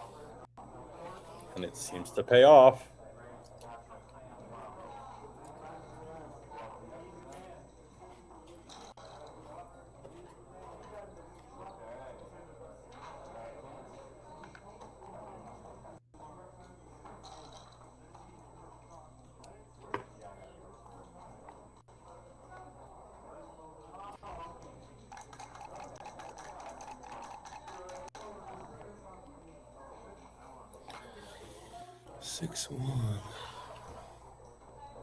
What do you do with the 6 here? Double tiger, right?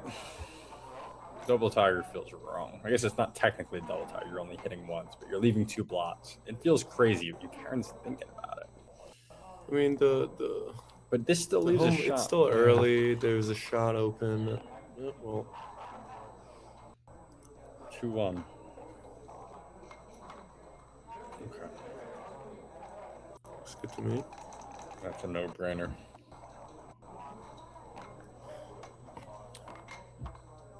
Two and 3. All right, she hits twice. Let's go.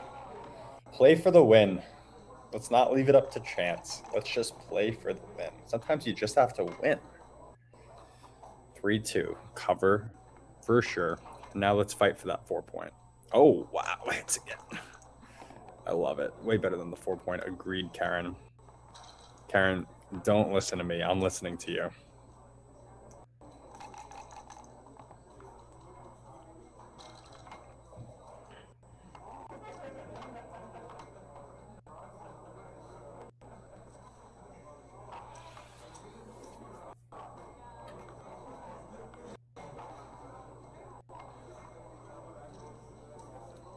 I like it.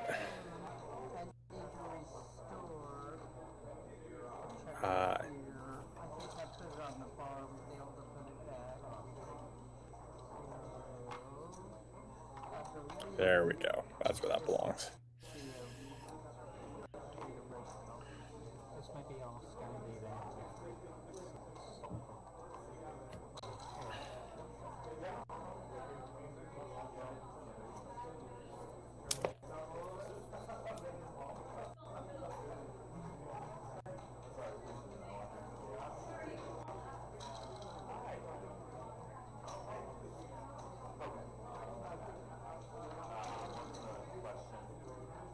So just the position then for the point there.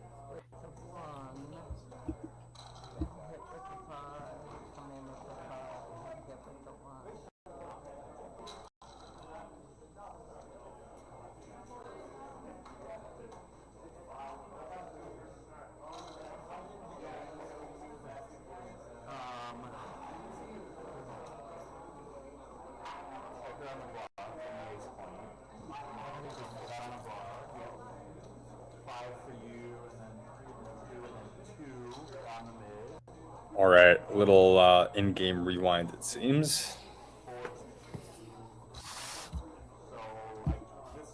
And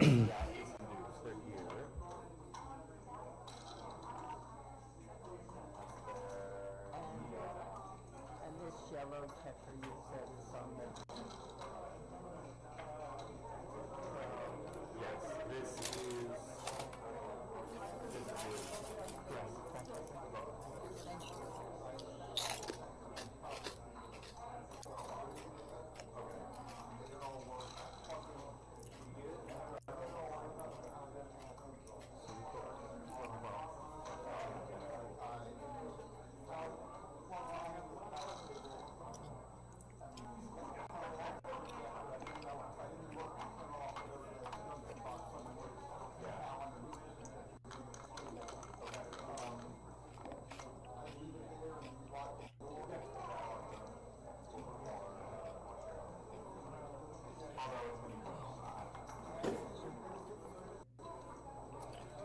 All right.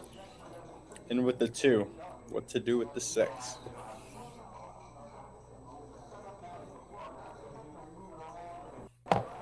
Guys, we are joined by another backgammon player, an up-and-comer out of New York, fighting in the heavyweight division, a slugger, aggressive, degenerate, takes cubes, gives cubes, doesn't care. She's a beast. Please welcome Rachel Lassa. Say hi. Hi. Rachel's doing really well in the tournament. She's playing in a few different divisions. I think she won the women's consolation bracket. She's absolutely lights out and will join us for some commentary. Rachel, how's your night going? Doing great. Yeah? What do you think of this match? Double match point. Yeah. Karen versus Neil. It has been quite the roller coaster ride. There were some questionable plays by Neil where we thought with the 6-1 he would have iced the match, but didn't make it.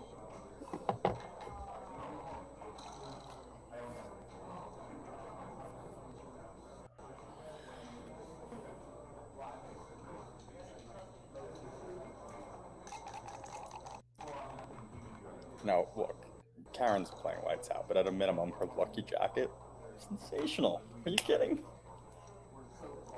I saw it today. I was like, whoa, where did she get the jacket from? The rumor in the chat is that it's her lucky jacket, and I can see why. I'm sensationally jealous about it.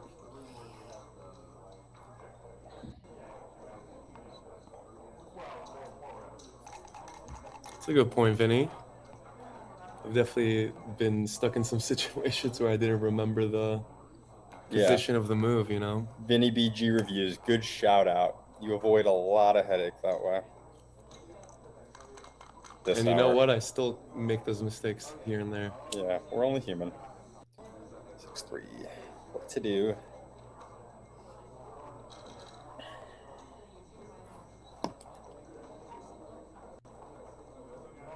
That feels kosher. And the 6.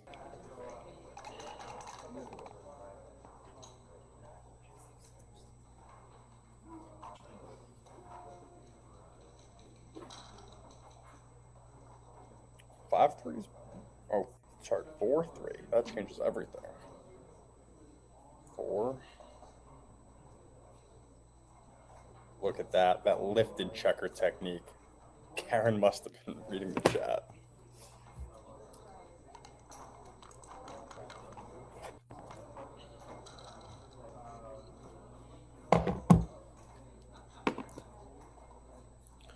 This is a very interesting round.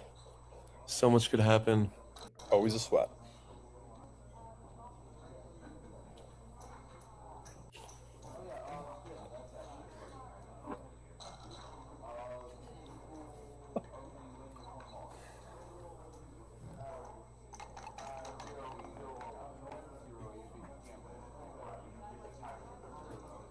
All right. Rock stars. What is she gonna do with them? I would say 6s are, per my research, fast. I know you guys come for the cutting edge backgammon analysis. Let me tell you, 6s faster than other numbers. Now this is interesting. I kind of like leaving that checker back and risking a 1 as opposed to risking 2-1 here. 1 just seems like it happens less often than 2-1. Also, if you get hit here, it's less punitive than getting hit further along. Now, I don't know what the total timing consideration is, given that he's effectively playing a back game, but interesting to see. Craig seems to think that 2-point is death. Craig, I agree. That Karen wins from here. He's already has his Craig, we're taking side bets here. Obviously, fully legal wouldn't do anything that's against backgammon regulations, but I would take action on Karen for sure. 4-1. Let's see.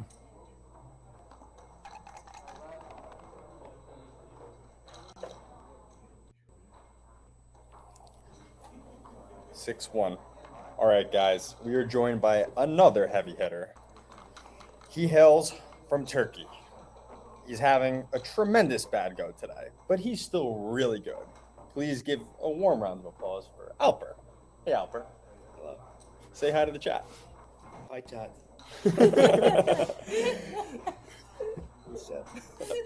We're streaming. We're on live. We're analyzing double match point here. We have And it's Karen actually Davis. a pretty interesting round. So Karen Davis versus Neil Webb. Yeah, this is really spicy at the end. Is it DMP? DMP, Yep, it 8-8, is. game to 9. It's been a back and forth battle. So we can She's go a home after fighter. this? Yeah, we can go home after this, that's for sure. I'll wait for you guys. I appreciate that. Thanks for driving. The chat is thrilled by this match and the updates on the snacks that Yard and I are eating.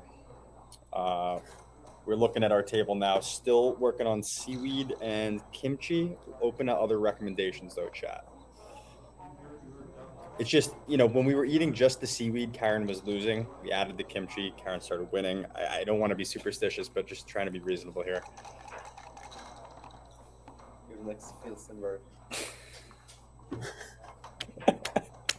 All right, that's a shot. Oh, Aggressive as all man. hell. Oh, I man. love it. Aggressive as all. oh my Rach, god, that is a Rachel move if I've ever seen. that is one. a Rachel You move. and Karen are two peas in a pot. Way to go. It's definitely the right move.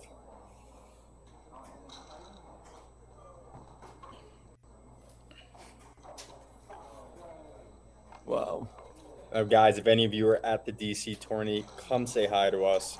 You'll see Rachel. She's usually wearing a Yankees hat. You'll see Yarden, really tall, handsome guy with blue eyes. You'll see me dressed in all black, looking unfriendly, and Alper's the handsomest man in backgammon.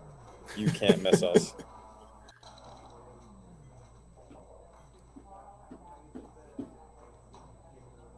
2-2. Ooh. 2-2. What to do? Okay. Okay. Yeah. What? But doesn't yeah. make this point though? I feel like you kind of have to so that you can get Yeah. out. I would have probably made that I would point. have pointed, I think. I think you need Or- to leave checkers back though. Yeah, leave checkers back, or maybe not even move that checker at all. Actually, could have been the good move. Well, Take yeah, two. yeah. Now you get to deal with this. So obviously, just.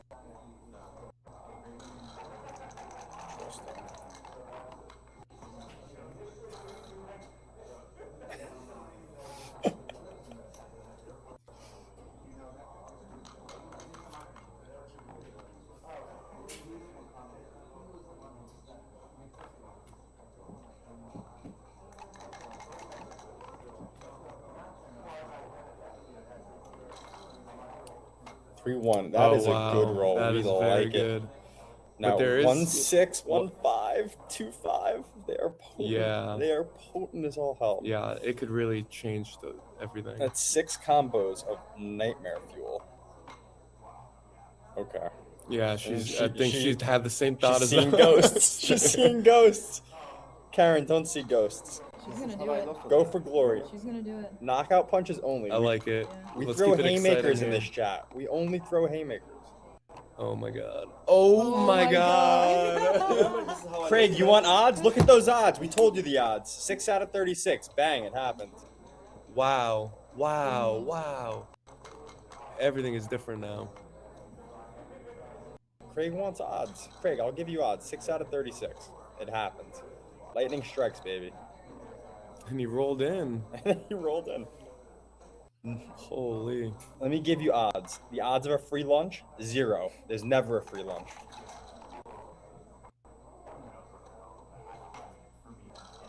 Vinny, what did you think of that last hit that we were commenting about there?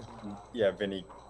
I know you guys are on delay from us, so by the time we see your comments, at least 20 seconds have gone by, but love to hear your feedback, Vinny. Karen got it, I think. No, so the chat sees it about 20 seconds after this. We can help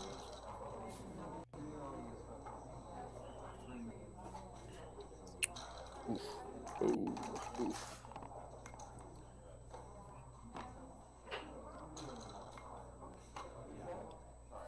Guys, I'm telling you, Chief Bluefeather, I'm hitting. I'm not afraid of ghosts. It's just sometimes bad things happen in this game, but you gotta play the odds. Bad things happen to good people. All right. No, don't do that. Oh god. You could have played. You could have brought it into the 6. 1-1. Knockout. That's a haymaker. Oh my god. That's a knockout. Now, I would have brought 1 over and then brought the 1 off, but that's just me. I think having the 6 and 5s is like a very safe formation. Yeah, it's, I mean... All right, guys, you want odds, right? The Karen pool, it's probably minus 2,000 right now. That's the Karen pool.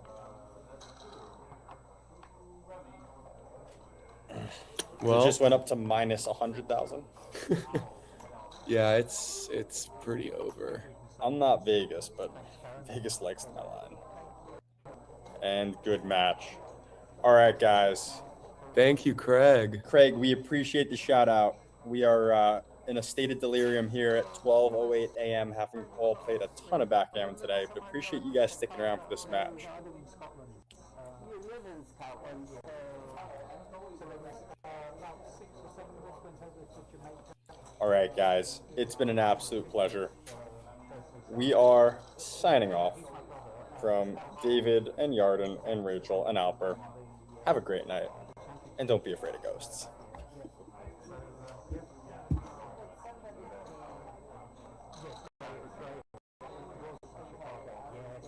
Yes, that's it.